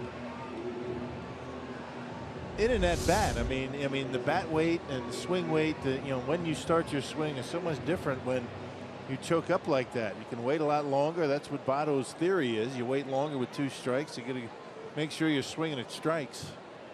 Ended up with a base hit there. Of course, you mentioned it. He struck out a lot this year. He has. I mean, he will strike out 100 times easy. He's at 88 already. Yeah, over 140 a year ago in what turned out to be a very good year for him statistically. 1 out and 1 on here in the bottom of the 6th. Here's Jay Bruce. Struck out, and he has walked tonight. Bruce shoots one down the line, but foul. Curveball's been a good pitch tonight for Garza against Jay Bruce. He struck him out with one. And then the second at bat, he was able to get one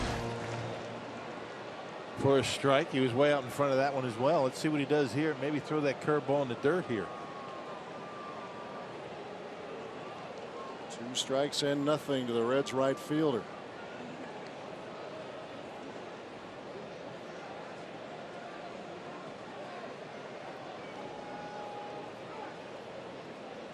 Here it comes. Sails up high. It's in the bounce back year that Bruce is having for Cincinnati. A couple of years ago, he hit just .217. Last year, .226. Homered 26 times, but average up. On base percentage just a touch below league average, .315. 1-2.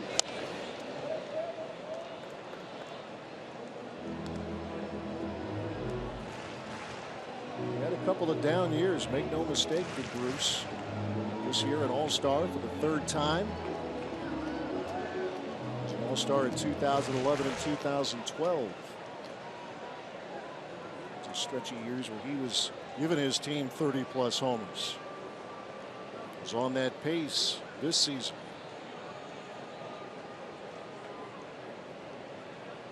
Garza can get him to roll one on the ground here. Yeah, Bruce chokes up a little bit too.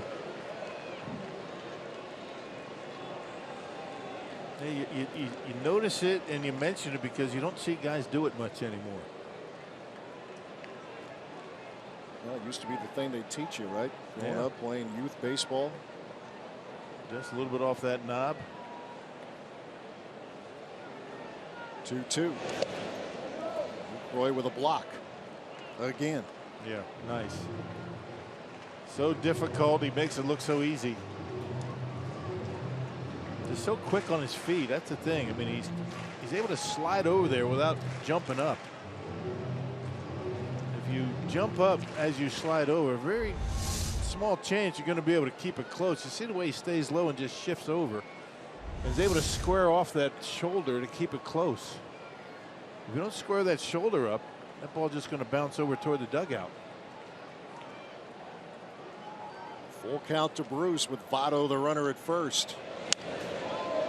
Good battle going on here.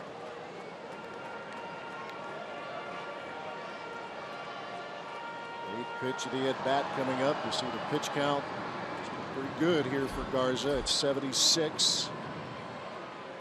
Sailed through the 3rd inning. Good in the 1st as well. The 5th. I mean, all those are pretty low They pitch are. innings except for the 4th. They really are.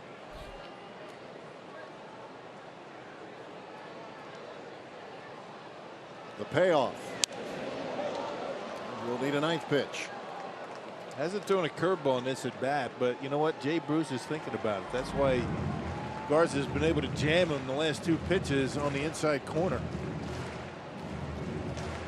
Yeah, risky. You hang one to Bruce and he plants one into the right field seats. Adam Duvall is on deck. Power part of the order here for Cincinnati.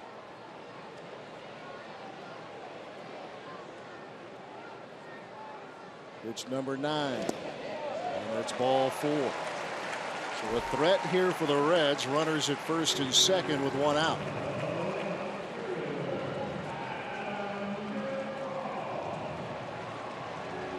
Garza tried to get a changeup by him that time. That pitch out of the strike zone. That was a good battle between Garza and Bruce. Effective inside, just not able to put him away. That was a 9-pitch at bat. Quick trip to the mound.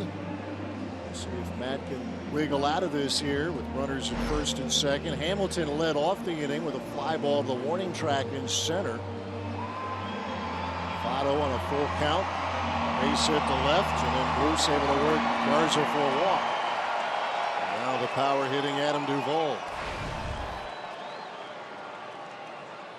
That RBI ground out on a fielder's choice. He got the force at second. They were trying to turn a double play, and as Jeanette turned for the throw to Carter, Billy Hamilton was flying around third and came around to score. That won't happen with Votto at second.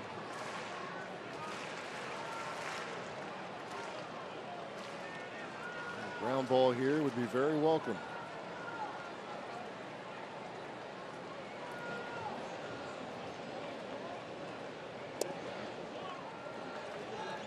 Count is even to the Reds left fielder.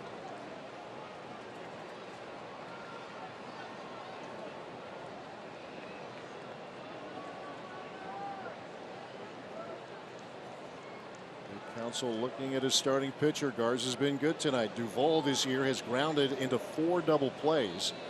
And there's a fly ball hit back into left field. Ryan Braun looking up, and it is off the wall. Votto comes around to score. Runners at second and third. It's a double for Duvall, and it's a 1-run game. And premature with the fireworks. Yes, sir. Well, the Reds are going to take a look at it. It was a curveball to Duvall. Third base umpire out there, Mike DeMuro, he said it was in play. Let's check it out. Let's see where it lands. It's got to go over the yellow line. Does it? Nope. Nope. Doesn't. Good call by the third base umpire and saved the Brewers a couple of runs. Just the top of it, smacked it, but didn't go over it. Ryan Price wanted to take a look at it. I can't believe he's going to ask for a review. Clearly stayed in the ballpark.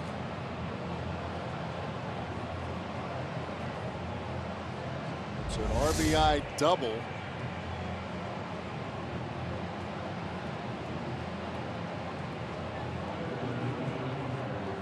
See, that ball is about midway on that yellow line, and this is just a complete waste of time right here. Yeah, they are going to look. I mean, this is I can't imagine this being called a home run.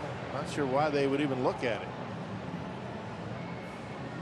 It's got to go over, completely over that yellow line, which it just missed doing. But replay looked clear there that did not leave the park. and it certainly did not touch a fan. Which we have seen here, and we've certainly seen it all parks across the big leagues. But this isn't taking all that long. That's a complete waste of time. Yeah. That was ridiculous by the Reds. That wasn't even close. Yeah. I mean, on the replay, that wasn't even close.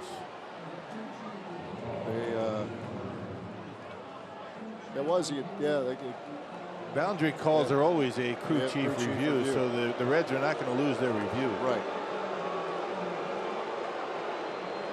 Well, now Craig Counsell makes his way to the mound. Matt Garza's night is over. And we will have a pitching change here in Cincinnati. Garza has pitched well, but he gives away now to Carlos Torres in a one-run game.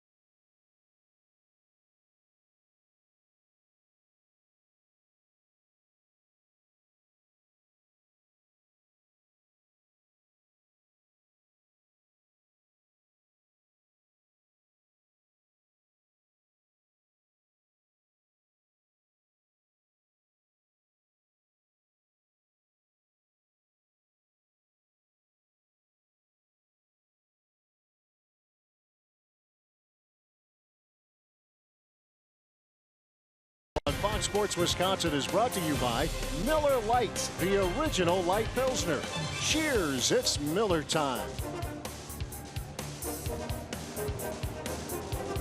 Tight one here in Cincinnati and what's turning out to be a beautiful night. A good rain shower came through here late this afternoon, but beautiful evening for baseball as we get back to it after the All-Star break. Matt Garza goes 5 1/3. Pitched pretty well, but the Reds touching him up here in the 6th. Responsible for the runners aboard right now. Yeah, both walks issued to Jay Bruce. I guess I don't blame him the way he's been swinging the bat. Carlos Torres had a very nice first half of the season this year. Yeah, last pitched on Saturday against the Cardinals, a 3-up, 3-down inning. He will face Brandon Phillips. And Lucroy goes out and gets it. That saved the run right there. He will not show up, but he'll reach out and backhand that pitch in the dirt. And the thing that surprises you about Carlos Torres is his strikeouts. Almost well, he does have as many strikeouts as innings pitched. 39 appearances now, and an earned run average just over 3. Good work by Carlos Torres. Yeah, he's done it in a somewhat quiet fashion, maybe you could say. He has been very effective, and the Brewers need that effectiveness right now, but he's behind 2-0 to Phillips. Bullpen has been a very good storyline. A few hiccups late June, but far more often than not, it's been very good. Phillips had an infield single his last trip in the 4th inning.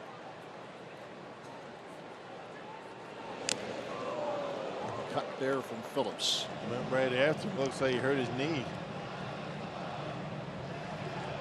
Playing possum is what he's doing. Fastball in, supposed to be away. Got away with it. Back leg, he's feeling it. Infield back. Brewers will trade the run to get an out here. That's a strike to Phillips. That evens the count. Well, you got to do that with 2nd and 3rd, 1 out. Man at 3rd, 1 out. You might bring him in.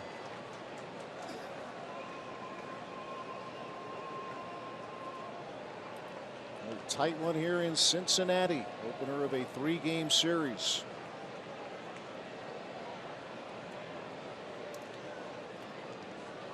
Torres ready with the 2-2. And he got him swinging. A good comeback. I mean, he missed badly on his first 2 pitches and then threw 3 straight strikes to get Brandon Phillips. A slider this time perfectly located and get him Phillips just a wave at it. That's a big out. 2 outs here in the 6th. Torres trying to preserve this lead for Matt Garza and the Brewers. He will face Eugenio Suarez. Attacks the first pitch. That's a good way to put that. He does take a hack. He does. He doesn't mess around up there at the plate.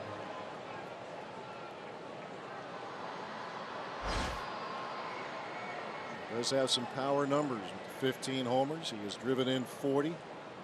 Opportunity for him here, but Torres trying to shut the door here in the bottom of the 6th, and he's ahead. No balls, 2 strikes.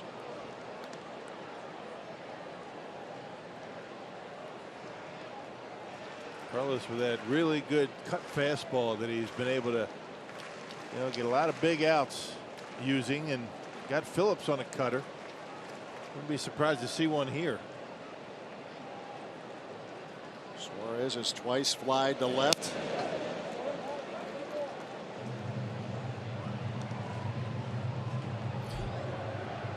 Talk about big innings and what are defined as high leverage situations. Well, we're in the 6th here, but this is big. This is where Torres has been very effective. And on in relief of Garza with 1 out and runners at 2nd and 3rd. He struck out Brandon Phillips. Is up 2 strikes and nothing to Eugenio Suarez. That's a fastball high.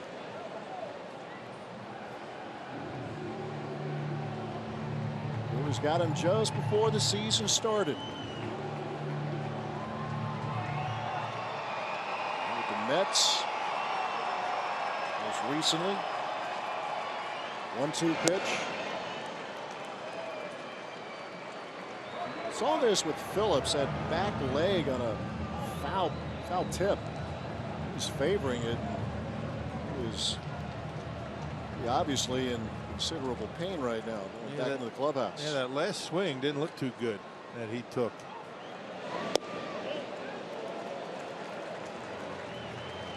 Ball misses, and now a full count to Suarez.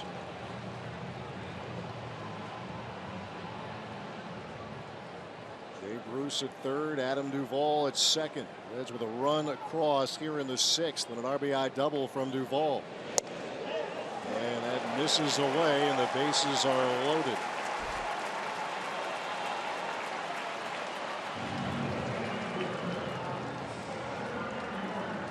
Torres gets a strikeout, and now a walk. A couple of really close pitches. One that was in on him, he takes.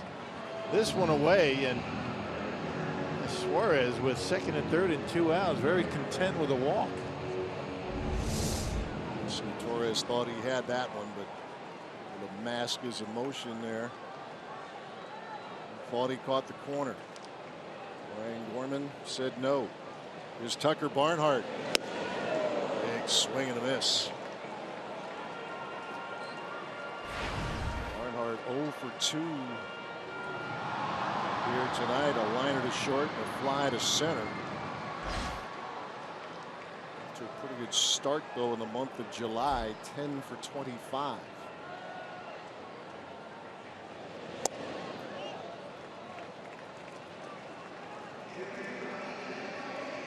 Torres trying to finish this sixth inning.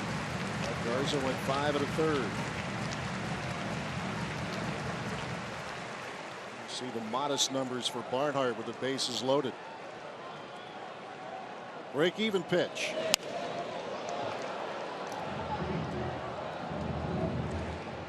Get that fastball just a tick behind, have the Reds been on it. And just like Suarez, Torres finds himself ahead in the count. Trying to keep his team ahead. One-run game in Cincinnati. Here's the 1-2. And that is down the line, a fair ball. It'll give the Reds the lead. It hits off the sidewall. 2 runs are in. Barnhart to second, and it's 4-3 Cincinnati. Not much you can do about that. A good pitch by Carlos Torres, but Barnhart able to fist it right down the left field line. Just slices it just barely fair down that left field line, and scores a couple of big runs.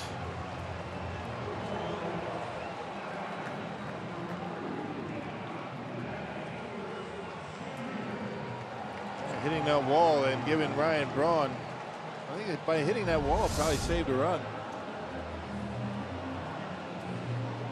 Barnhart to second, Suarez over to third.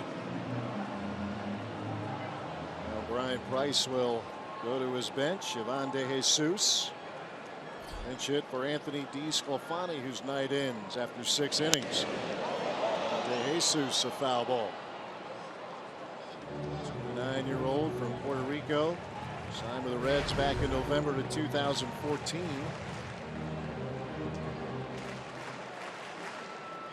Originally drafted by the Dodgers back in 2005 in the second round. Tough one for Garza. Pitched pretty well. He's a ground ball to Jonathan Villar, and that will end the inning. A good inning for the Reds as they score 3 times to take the lead. It's 4-3 Cincinnati.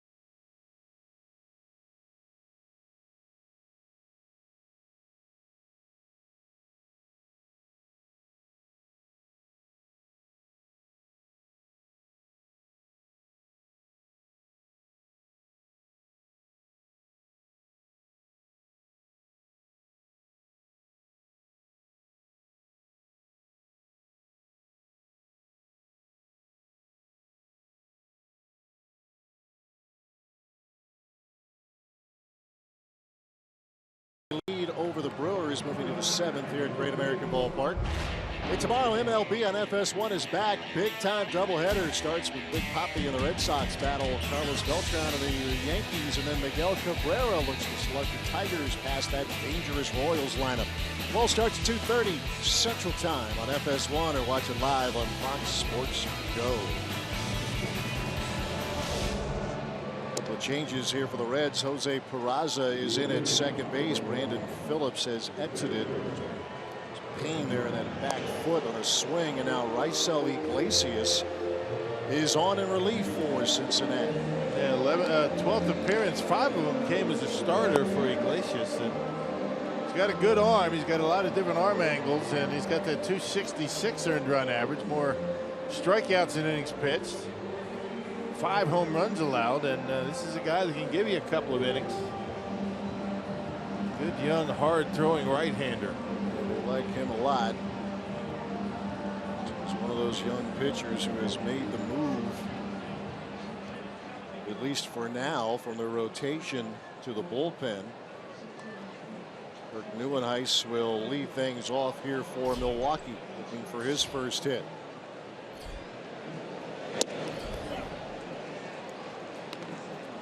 Three-run inning for the Reds, and now the Brewers in comeback mode.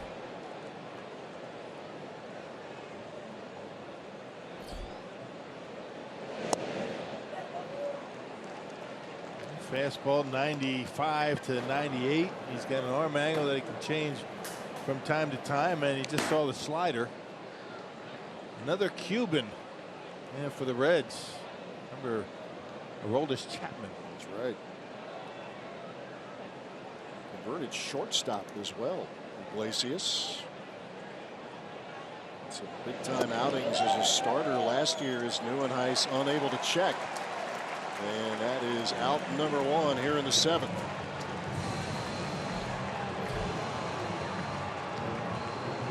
Anybody wants to talk about the fastball from Iglesias? Here's the slider, almost hitting the back foot of Neuenhuis, but he can't check a swing. It's a good pitch, and clearly you could see Neuenhuis went through. Raisel Iglesias with a strikeout. Will face Will Middlebrooks.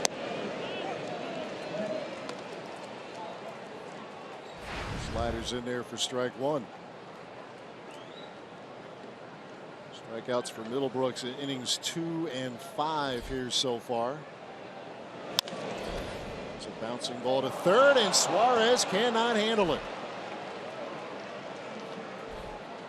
That'll be an error charged to the third baseman. And the tying run is on for Milwaukee. Yeah, he kicks it around pretty good. 15th error for Suarez this year. Got a routine play. I mean, kind of a short hop that he should be able to handle, but the Brewers get a base runner. There's that poor defense that we were talking about early in the game. Yeah, they have made some impressive plays, but the error by Suarez, that's been a big storyline, as you see there. Very unusual for the Reds. They've been pretty tight defensively in recent years, not so this season. Right. I mean, they have been one of the better defensive teams in the National League for a while. Todd Frazier over there. You have, Cozart. Joey Votto has been a Gold Glover. Yeah, they were very sloppy in being swept by the Marlins last weekend. Head into the All-Star break. Iglesias behind, 2 balls, no strikes to Ramon Flores.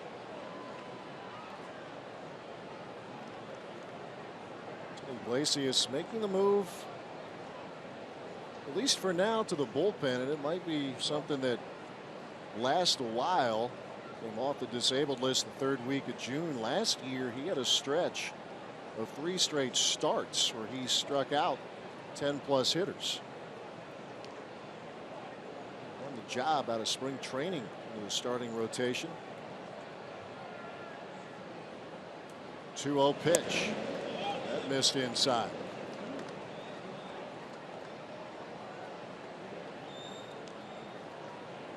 Brewers trying to get something going. Neuenhuis began the inning with a strikeout. Middlebrooks reached on an error, and there's Andy Wilkins waiting on deck.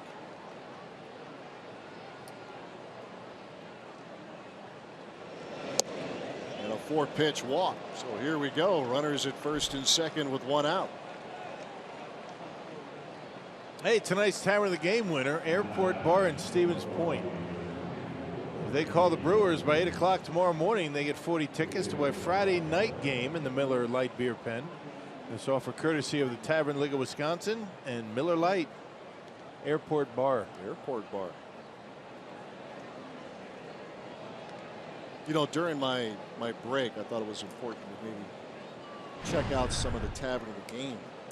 You know, you mention it, and your conclusion. They're all good. Yeah, they're all good. Not a bad one in the lot, is there? No. Thus, they earned the Tavern of the Game recognition from Bill Schroeder. They don't throw that out lightly. No, we don't. I should say. Not a weak link in the group. Here is Andy Wilkins, the 27-year-old. Recent call up, swing and a miss.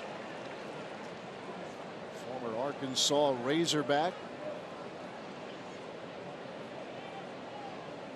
17 games a couple of years ago with the White Sox. His big league experience. 74 starts so far this year for AAA Colorado Springs. Swinging the bat well, which warranted the call up. Brewers with 5 players on their bench for the first time in a long time after Davies was sent down. Wilkins called up. The Brewers are going to have to make a player move on Sunday when Zach Davies makes a start. Actually made one today. Break even pitch misses away. 2 balls, 1 strike. Michael Blazek sent down to the minor leagues to get some work, just trying to iron out some of the difficulties that he had. And Corey Knebel back with the team. Yeah, Knebel pitched well down at AAA. The council talking about that, just wanted to get some things straightened out, and Knebel was able to do that. And there's a little squib over to third. That's Suarez, and the throw is in time. 2 men out. Runners at second and third as we go back to the top of the order. So once again, that storyline of getting that extra hit. Brewers have been getting men on base. They went through a stretch, though, where Anthony DeSclafani retired 12 straight.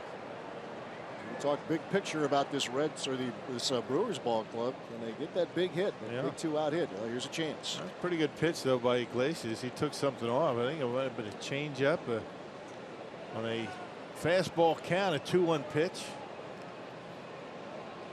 So not just a hard thrower.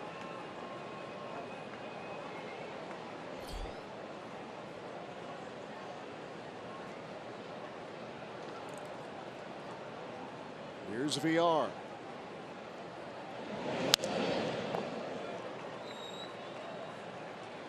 Talk about averages with runners in scoring position. VR has been good in that area. A couple of hits for him tonight in 3 trips. Nearly 350 on the season with runners in scoring position. Base hit could give his team the lead again. Brooks at third, Flores the runner at second. Iglesias on in relief of Anthony DeSclafani, who went the first 6, gave up the 3 runs the Brewers have.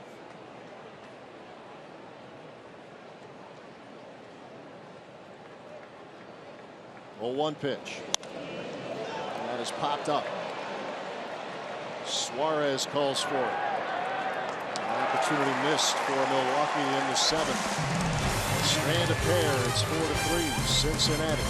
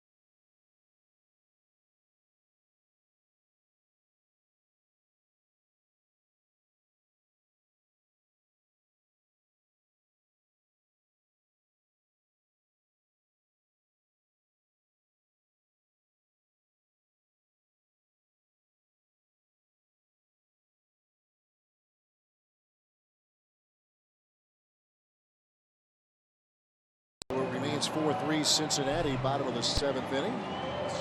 Back of that Carsoup.com trivia question. Who are the only 2 players in Brewers history with 3 career hits in All-Star games?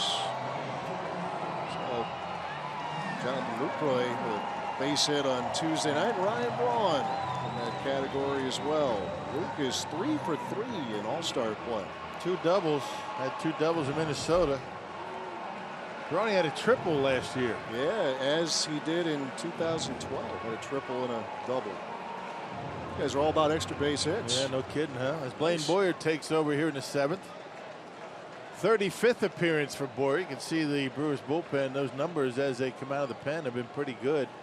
372 the earned run average for Boyer. Now just trying to keep it close as he faces Zach Cozart. Boyer missing with a curveball. Cozart a single in the first. Fielder's choice in the 3rd. He struck out in the 5th.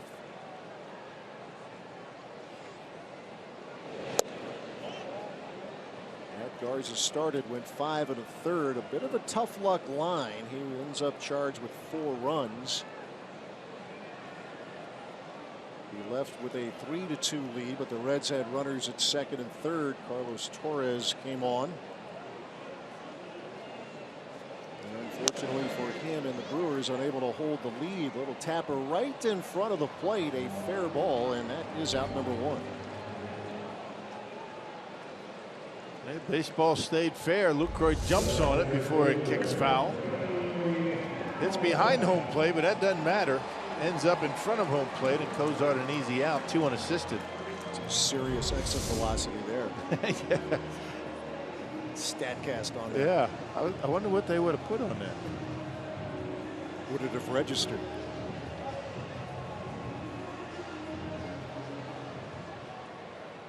Billy Hamilton sent Neuenhuis to the warning track his last trip in the 6th inning. Lays one down. Lucroy pops out of here, and the throw gets through Carter, and that's trouble. On his way to 2nd is Hamilton, and he will hold there. And the Reds with a runner in scoring position again. Yeah, Lucroy realized he had to be very quick with that baseball and made a throw that wasn't even close. Wrong side of the line. Most of the time that's a pretty easy play, but because Lucroy had to get rid of it so quickly, I don't even think he had a very good grip on that baseball. No. It'll probably be an error on Lucroy. Of course, you don't know what they're going to give him. They're going to give him a hit. You know, a good throw, and he's out easily. Hit and an error is what they will Yeah, hit an error. Yep. Generous. Here's Joey Votto.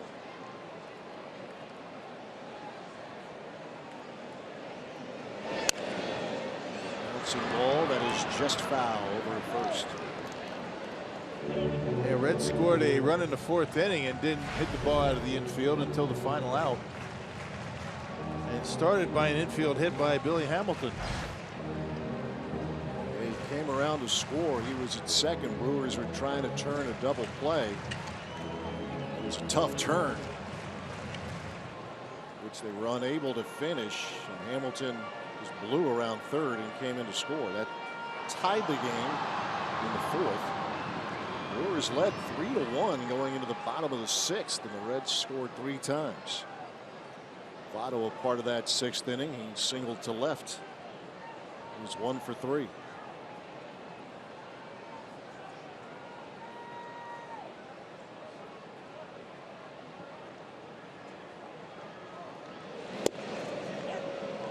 Warriors serves one up.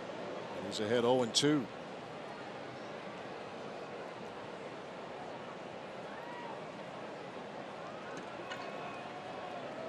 That good run in late May. 11 straight outings, gave up nothing. Trying to get back to that stretch.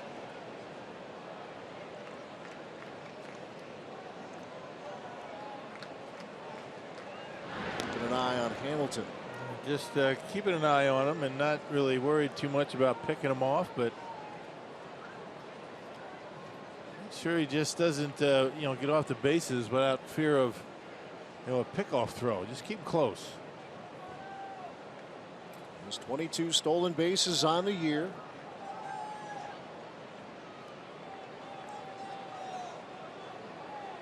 Boyer, the third pitcher tonight for Milwaukee. It's ahead of Votto, 0-2. Votto choking up big on that bat again, and Hamilton's running. Pitch is taken, and that is stolen base for Billy Hamilton. The kind of guys you really can't throw out. You just got to try and keep them close to the bag. Just creeping off further and further, and you just can't let him continue to do that. You step off, maybe go back to first base. Every time he's taking that little half step, a little inch here or there, it's going to make a big difference when he finally gets to third base. Yeah, even a perfect peg, probably not enough. Infield in, 1-2 to Votto.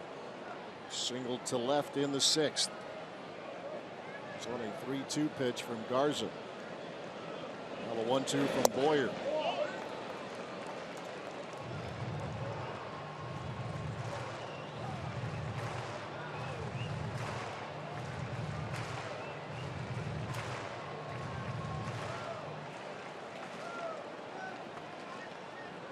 Votto's average is inched up to 253 now.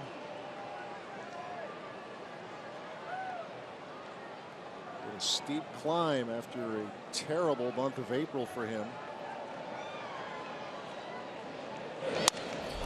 Again, he tries to go the other way, and foul ball. He's trying to lay the bat on it. Upset with himself that he swung at it, but he did foul it off. Broke his bat.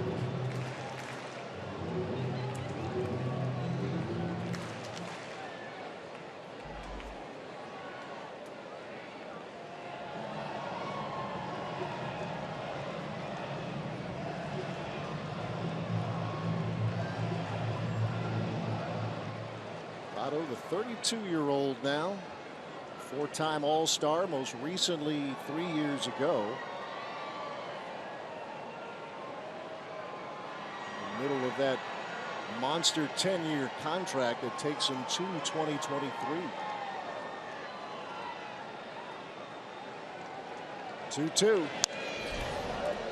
We'll do it again.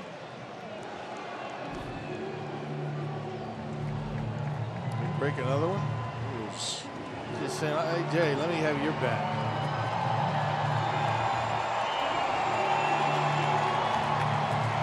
A lot of damage to the bats here.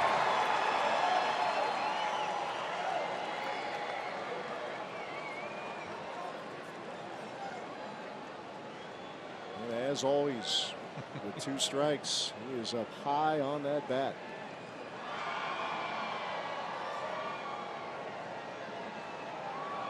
One more time, Boyer ready with a 2-2. That is strike 3 called.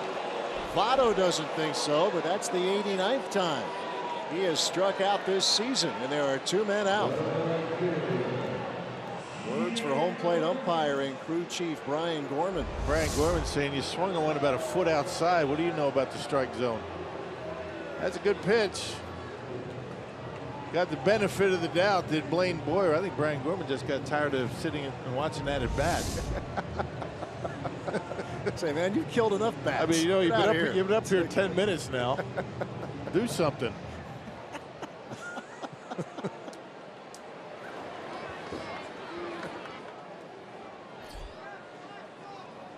He let Votto say his piece. That. Oh yeah, it's okay. Here's Jay Bruce. Struck out. He has walked twice. And there's a fly ball left center field. That's trouble, and it's to the wall. Hamilton will score. Bruce to second, an RBI double, and the lead is 2 for Cincinnati.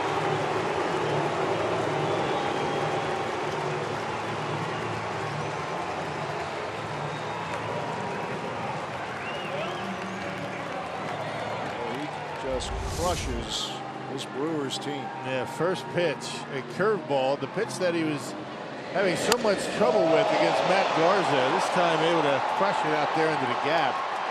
No chance for Braun. And a 2-out double to score another run. So a 5-3 game. Here's Adam Duvall. An RBI double high off the wall and left the last inning. In fact, it was high enough to warrant a crew chief review. Just did miss what would have been his 24th homer of the year. It was an RBI double. He eventually scored on a Barnhart double, part of a 3-run inning.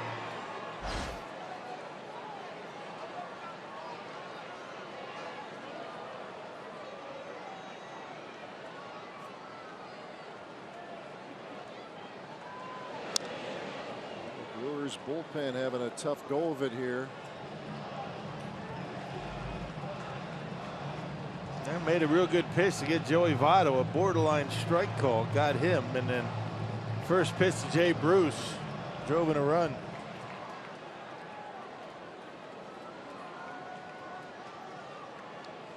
Bruce with 64 RBIs on the year.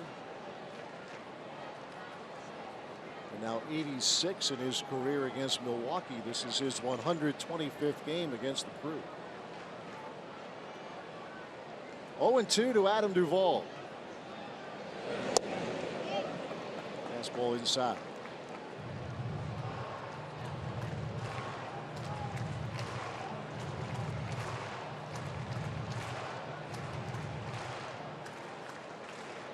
Trying to keep the deficit at 2. The Brewers will have the 2, 3, and 4 hitters coming up in the 8th inning.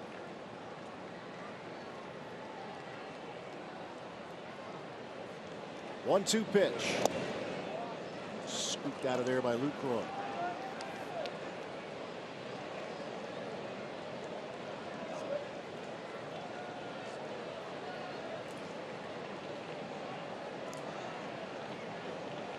The breakout players in the National League, Adam Duvall.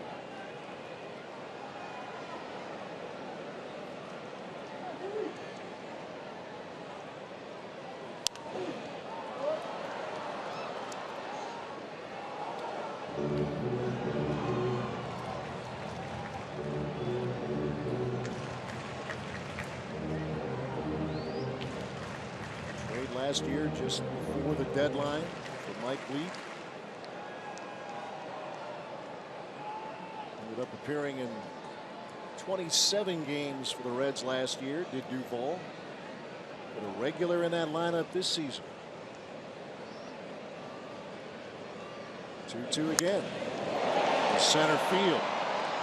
Ice has it measured.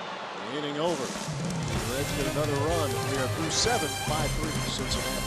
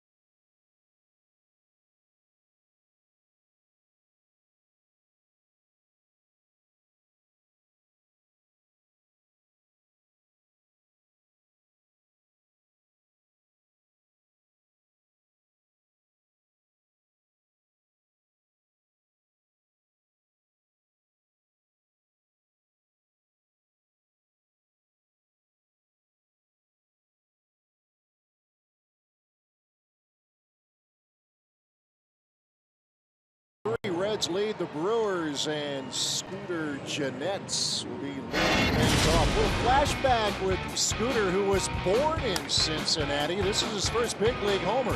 He was off Bronson Arroyo back in mid-June of 2013. And tonight he does more of the same, this time off of Anthony DeSclafani, launching one of the seats in right field. 8 home runs on the year so far for Jeanette. The ball hard all 3 times he's been to the plate. One little flashback, he was born in Cincinnati but grew up in Florida.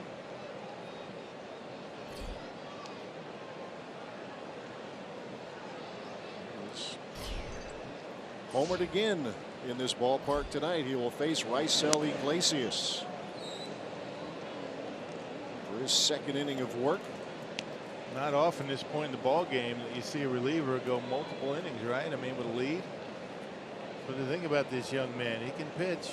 Got a good arm. That fastball at 95. Made 5 starts. I think they're protecting his arm a little bit, keeping his innings down. He's one of those Reds pitchers coming back from injury. Same with Michael Lorenzen, who has been a starter. He's out of the bullpen. Jeanette goes opposite field toward the line, and that is a foul ball.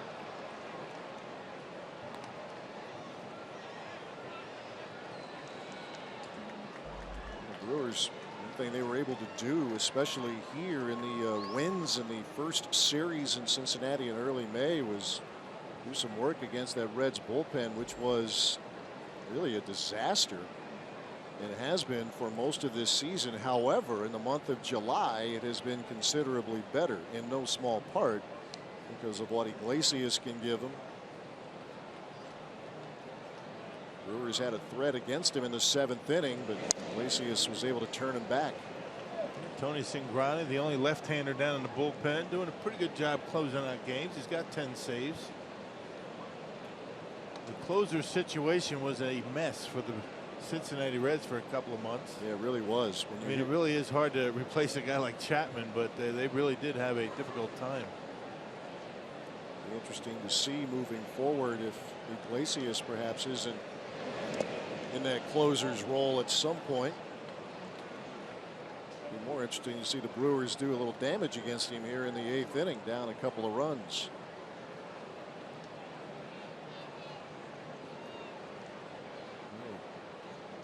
Tough go for this Reds pitching staff. They relieve former pitching coach Mark Riggins.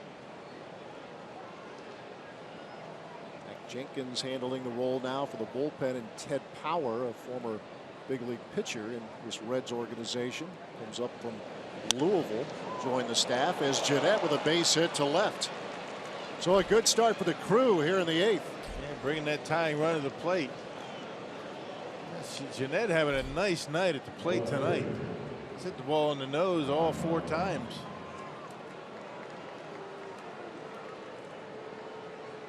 First 2 trips, nothing to show for it. A liner to center and a ground ball that Brandon Phillips made a nice play on. A homer, and now a single from Scooter. Baseball gets in on him a little bit, but able to fight it off. He did level on it and slices it out of the reach of Zach Cozart.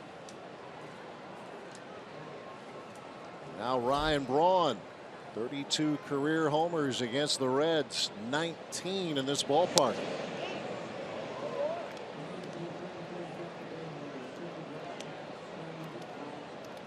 A word on Brandon Phillips, a strained right calf has him out.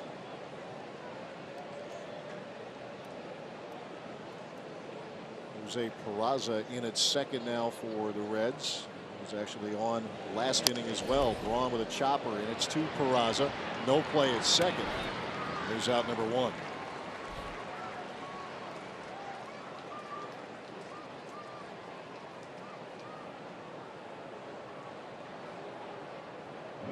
One out. Jeanette the runner at second. Jonathan Lucroy coming up as we take a look at the Powerball home run leaderboard. Chris Carter nearly had 23, but Jay Bruce took it away with a terrific catch. Ryan Braun, Jonathan Lucroy, and Scooter Jeanette rounding out your Powerball home run leaderboard. mentioned Lucroy in that first half. The power was May, June, and this month leading up to the All-Star break.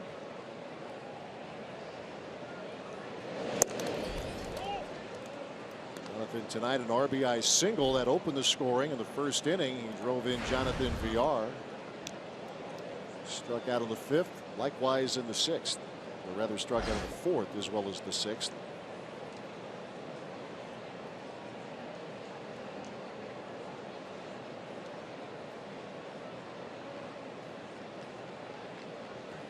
.304 average at the moment for Lucroy. Swing and a miss. And that pitch has been giving him some issues tonight. So DeSclafani strike him out on a pitch like that, that breaking pitch off the corner.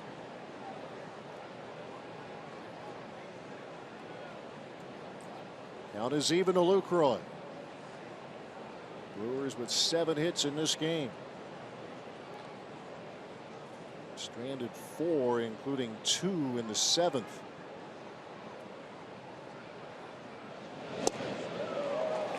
Still giving him trouble. Yeah. Lucroy normally stays right on that. The front shoulder pulls off a little bit, and once that happens, you don't have much of a chance on a pitch away.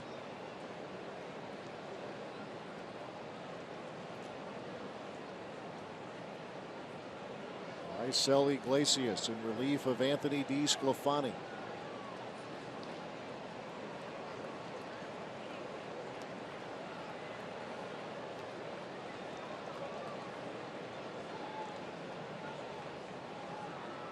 Lucroy has been solid throughout the season, but even better over the last 4 or 5 weeks, hitting nearly .340 in that stretch. It's a piece. Yeah, that's one he'd like to have back right there. That one right down the middle.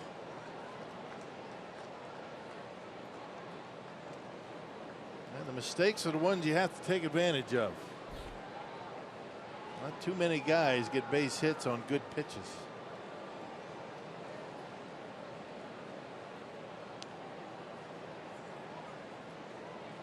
The 26-year-old Raisel Iglesias.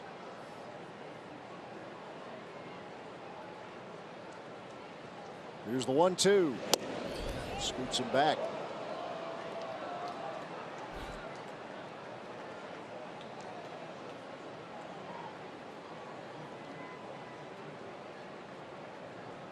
The Brewers representative in the All-Star game. All-Star for the 2nd time in 3 years. Squaring off with the young Cuban, Raisel Iglesias.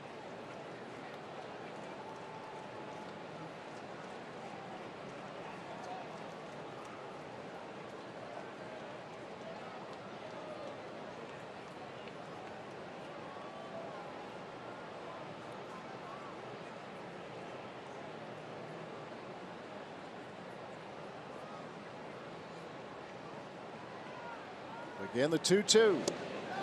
Struck him out. Tough to handle right now. 2 men out. Jeanette still at second. Yeah, that slider that's a little bit off the outside corner. That's been the pitch that's been tough on Jonathan Lucroy tonight.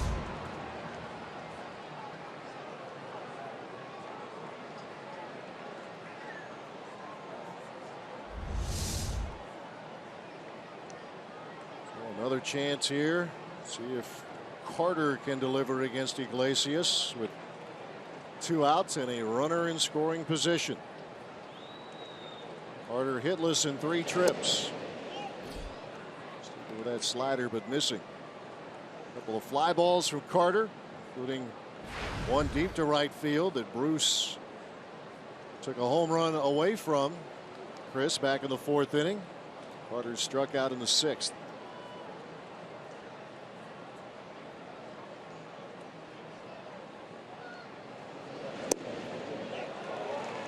Even the count.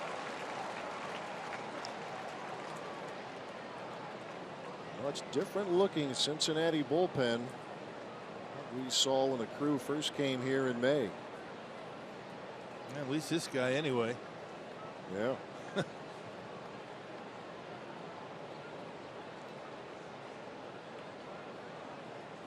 Carter with 22 home runs. He has driven in 51.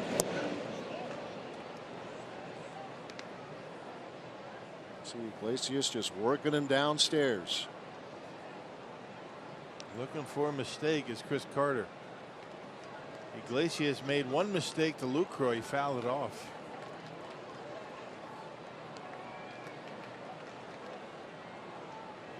Carter fourth in the National League in home runs with 22.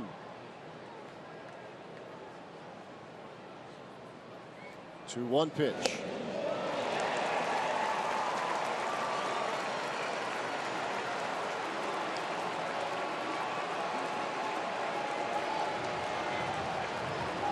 Crowd stirring a bit here in Cincinnati.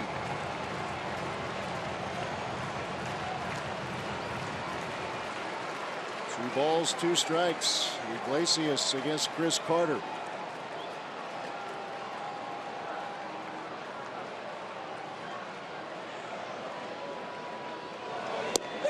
struck him out.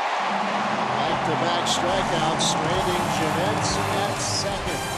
Out of the eighth we go, 5-3 Cincinnati.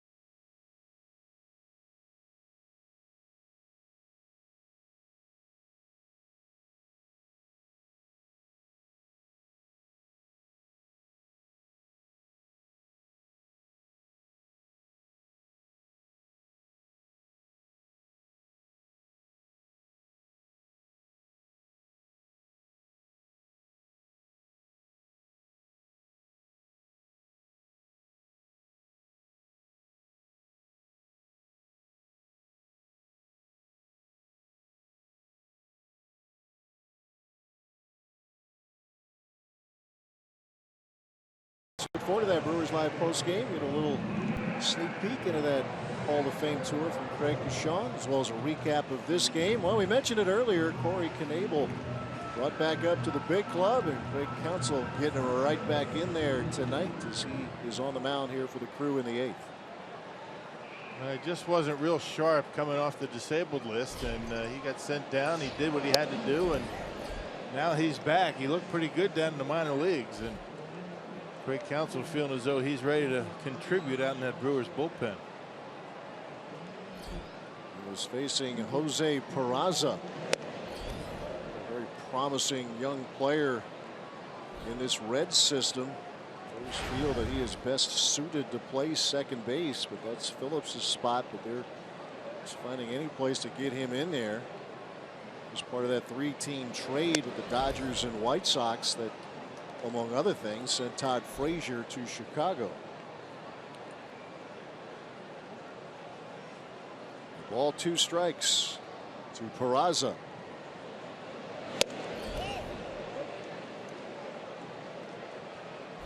Able the fourth Brewer to get work tonight. Garza 5 1/3. Torres and Boyer followed. It's Corey Knebel here in the 8th.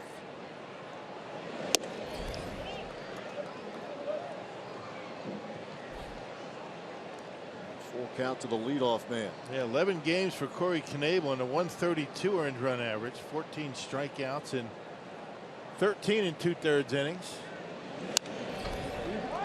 Yeah, he earned his way back. He did.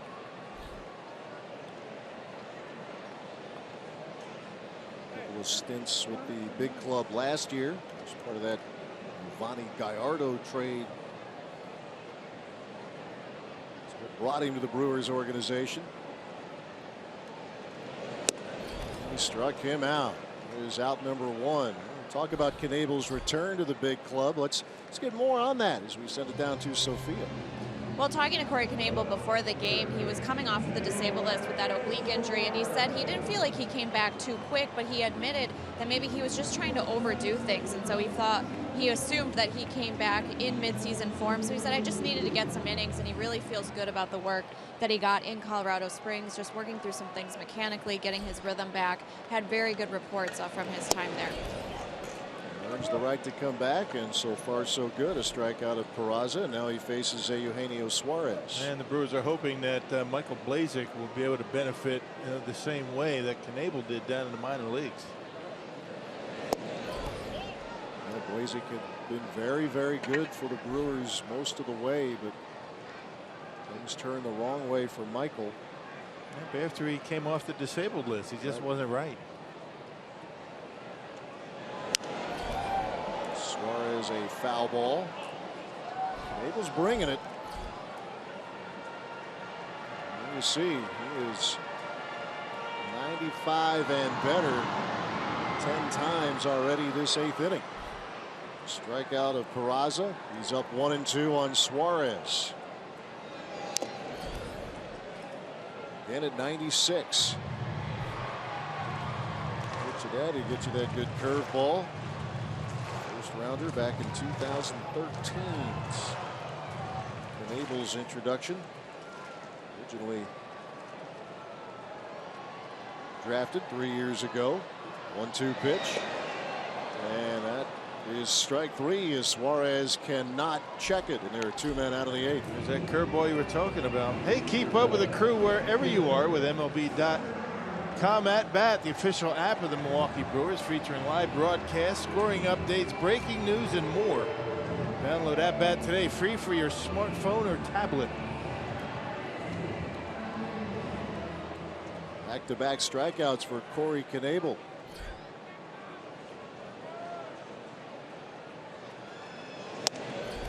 He faces Tucker Barnhart. He had the big hit so far in this game, did Barnhart, in the 6th inning. 2-out, 2-run double that capped off a 3-run 6th inning to give the Reds the lead, which they have added a run to it. Another run in the 7th inning to give the Reds this 5-3 lead.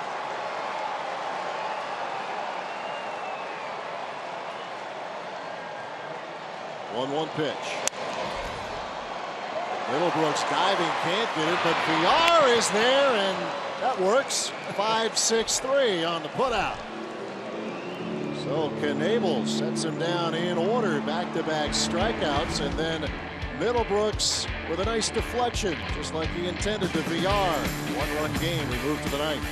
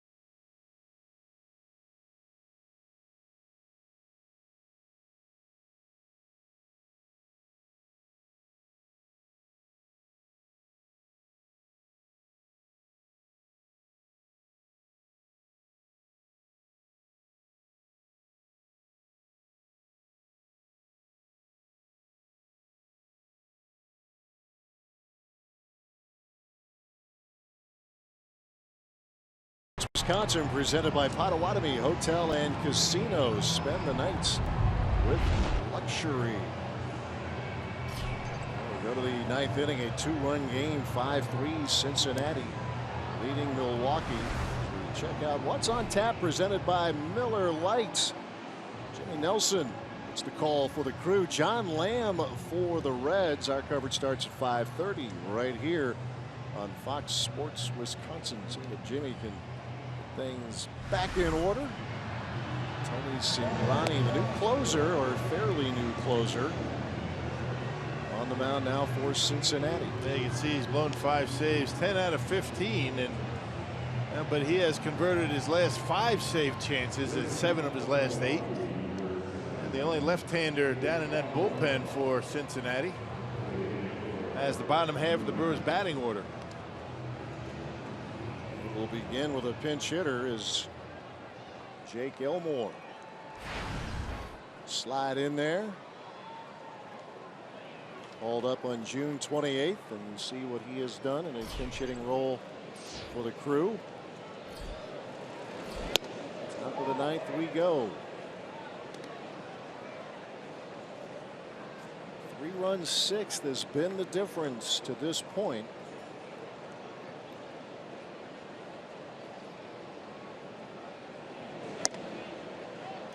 It's 2 balls, no strikes to Jake Elmore.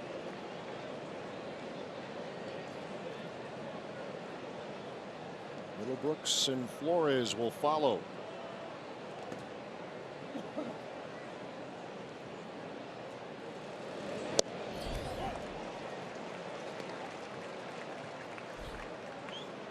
Cingrani likes that fastball. Not going to throw much else. He does throw a curveball to go with that fastball. Kind of slings it in there. Low to mid-90s with a fastball, pretty straight, but the delivery can be a bit deceiving. Brings that arm from around behind his back. Tough to pick up the baseball. 2 balls, 2 strikes. Cingrani versus Elmore. The count is full.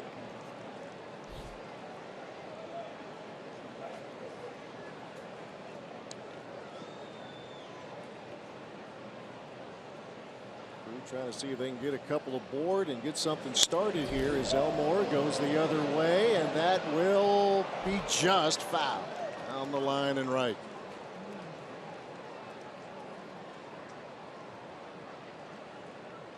Trying to do anything he can to bring that tying run to home plate. Just slices foul just by about 1.5 feet.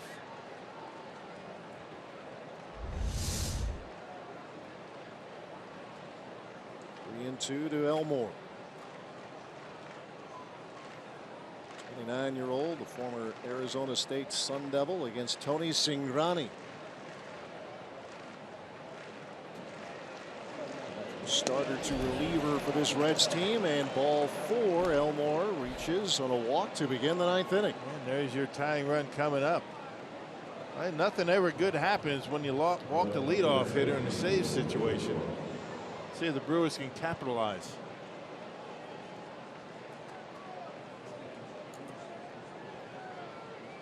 Ryan Price looking on as trying to find some consistent answers with that bullpen. The Brewers trying to get a rally going as Will Middlebrooks steps in.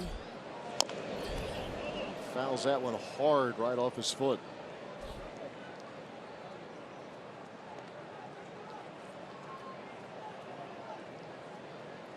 It's a very small sample size here with the Brewers, obviously, for Middlebrooks. His time with the Red Sox, especially in 2012 and 13, he did show some power.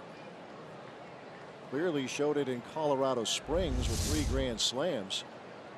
First things first, he needs to shake this off. Yeah, right off the foot. Right off the the foot, ankle area, and that'll slow you down on the bases a bit. Yeah, it will. So he needs to show that power and hit one out of the park. Middlebrooks in 2012 hit 15 homers, and then had 17 the following year. He had a really good start and then tailed off. He had won the third base job for a time and then got hit by a pitch and things changed. For a young guy, he's seen a fair amount, the good and the bad. The 27-year-old out of Texas. And getting another opportunity at the big league level. Hopes to be able to take advantage of it.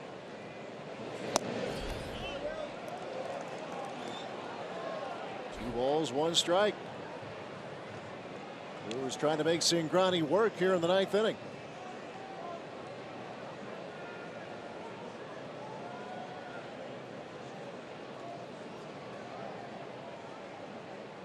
Two one pitch. Little Brooks to right field, and that's going to fall in front of Jay Bruce, a base hit. So a walk and now a single, the tying run at first. Go ahead run will be coming to the plate. Little Brooks with his first hit of the night and his second as a Brewer. And just a slice job right down the right field line, and Will Middlebrooks now represents the tying run. He's at first base, not hit all that hard. Bruce not able to get there. Bottom of the order doing a pretty good job getting on base. So a threat here for the Crew, down 2 in the ninth, and another pinch hitter is Hernan Perez will step in. He homered in this ballpark, part of that home run derby that went on here back in early May.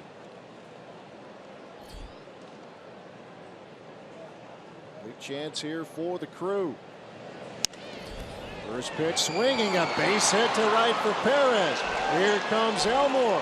He will score, and the Brewers are within a run. Still nobody out in the ninth.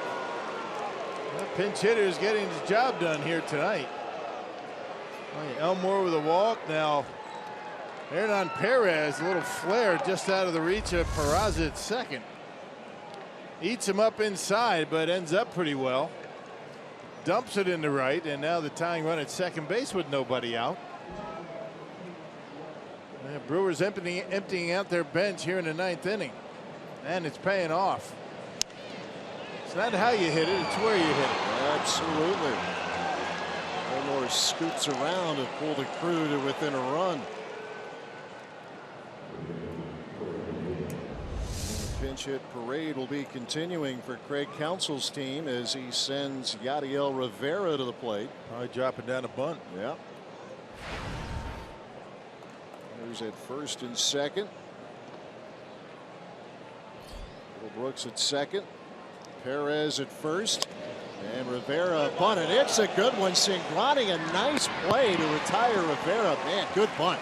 Well done from Rivera. The runners move up there at second and third with one out. Oh, that was a nice bunt and a really nice play by Cingrani to get the out at first base. I mean, showing a lot of athleticism on this play. Well, very close to being bases loaded, nobody out, but Cingrani making a nice play to get the out. Well done on both ends. Good bunt, good play.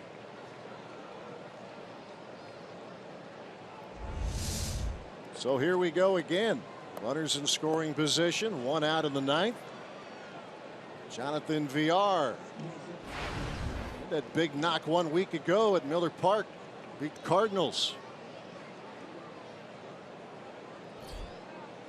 Let's see what the shortstop can do here in Cincinnati. Pretty good speed on the bases. Perez not a base burner, but he can motor around the bases pretty good.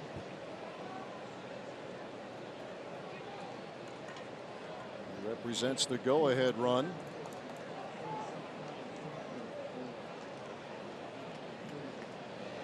Little Brooks the tying run at third. A swing and a miss to even the count.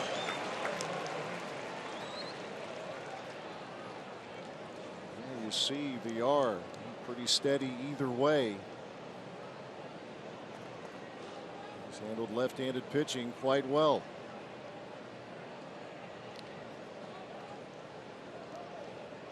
One ball, one strike to Jonathan Villar. Cingrani pours one in there at 95.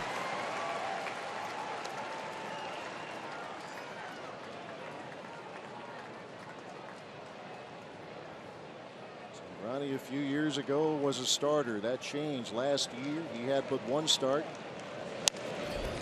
Now the Reds closer.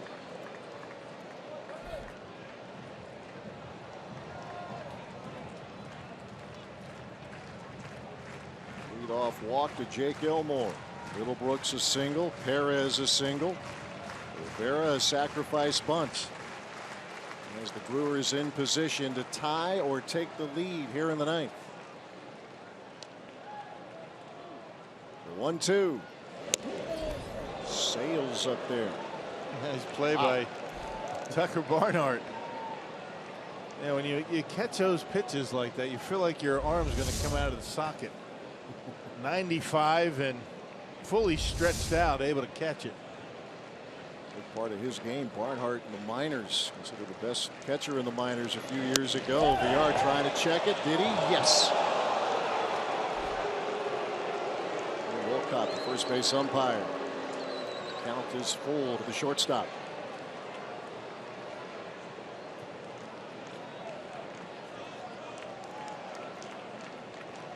Scooter Gennett waits on deck. Full count to Jonathan VR. And the bases are loaded. Wheels really turning now for Brian Price. And this is where the success of Scooter Gennett against lefties comes in handy. The Brewers bench almost empty. Only Martin Maldonado left. Lefty versus lefty in a big spot here. And a visit from the relatively new pitching coach. Reds team. Nick Jenkins coming out. They removed Mark Riggins from the role recently. Just trying to give his pitcher a little bit of a breather. Maybe trying to get him a little bit of a reset here and just trying to calm him down, get back into his mechanics. 4 days for the All-Star break. Sometimes you come out a little rusty. A moment ago you saw Ross Ollendorf. He is up in the Reds bullpen. The good one here in Cincinnati. Brewers trying to come from behind here in the ninth. Down one, bases loaded, and Scooter Gennett has hit the ball hard all 4 times. He is 2 for 4, a homer in the 6th, a single in the 8th. Mentioned good against lefties this season. Lefty on lefty here as he takes up high. It has been all fastballs from Cingrani in this entire inning. You don't have to worry too much about getting anything else.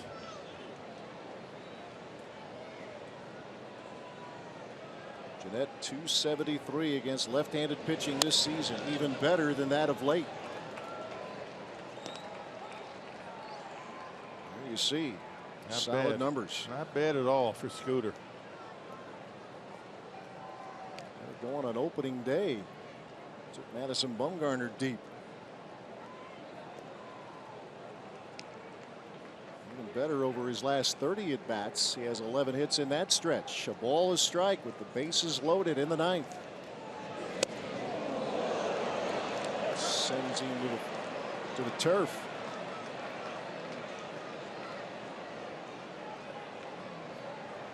Scooter has hit the ball hard all night. A liner to center in the first, and a ground ball that Phillips had to make a tough play on in the third. 2-1 pitch. Got a piece. Might have chased ball 3.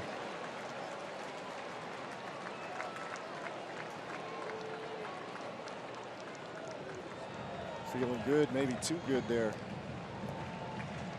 Often tempting, but hard to hit. Well, if at any time Cingrani is going to throw a breaking pitch, this might be the time.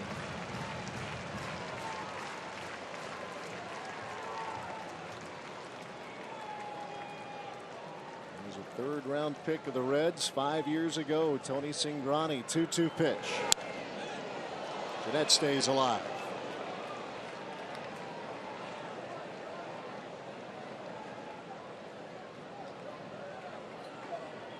These two teams have split the last 64 meetings right down the middle. A one-run game here tonight in the first of 3 here in Cincinnati.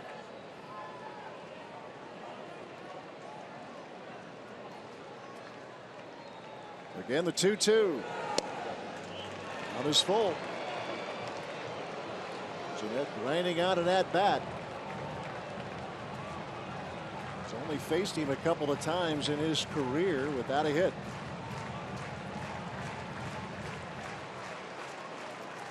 Full count, bases loaded in a one-run game.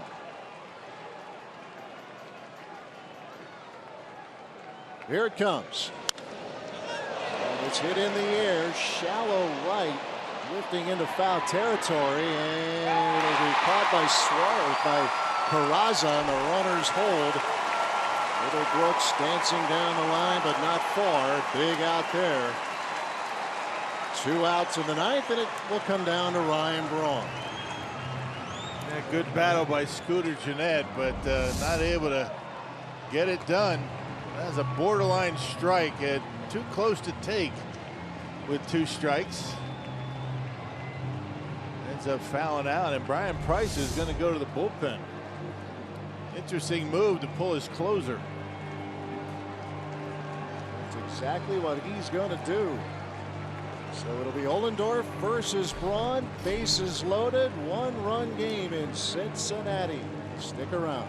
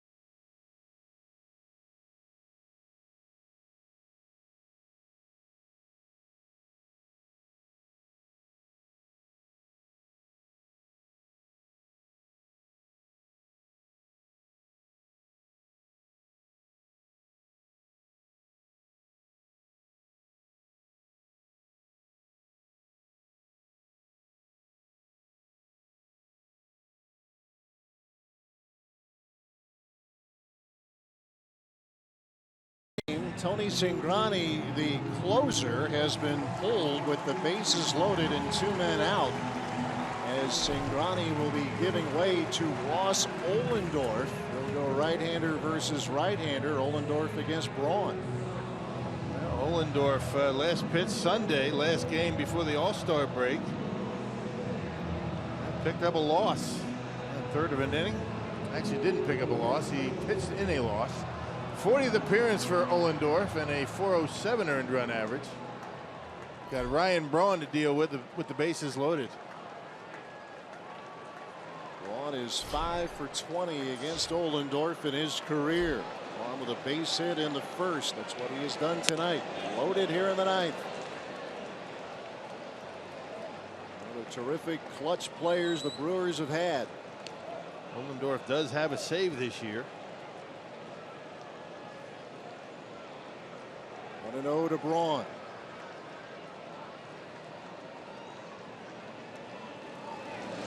And this is popped up.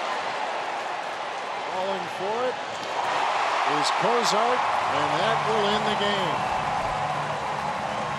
Adam loaded with 1 out. Brewers could not get the next hit as Cincinnati hangs on. Brewers get a run in the ninth, but fall a run short as the Reds take the opener of this series here at Great American Ballpark. 5-4, Cincinnati defeats the Crew. Let's send it to our Fox Sports Wisconsin studios. Jeff Clayson standing by. Jeff.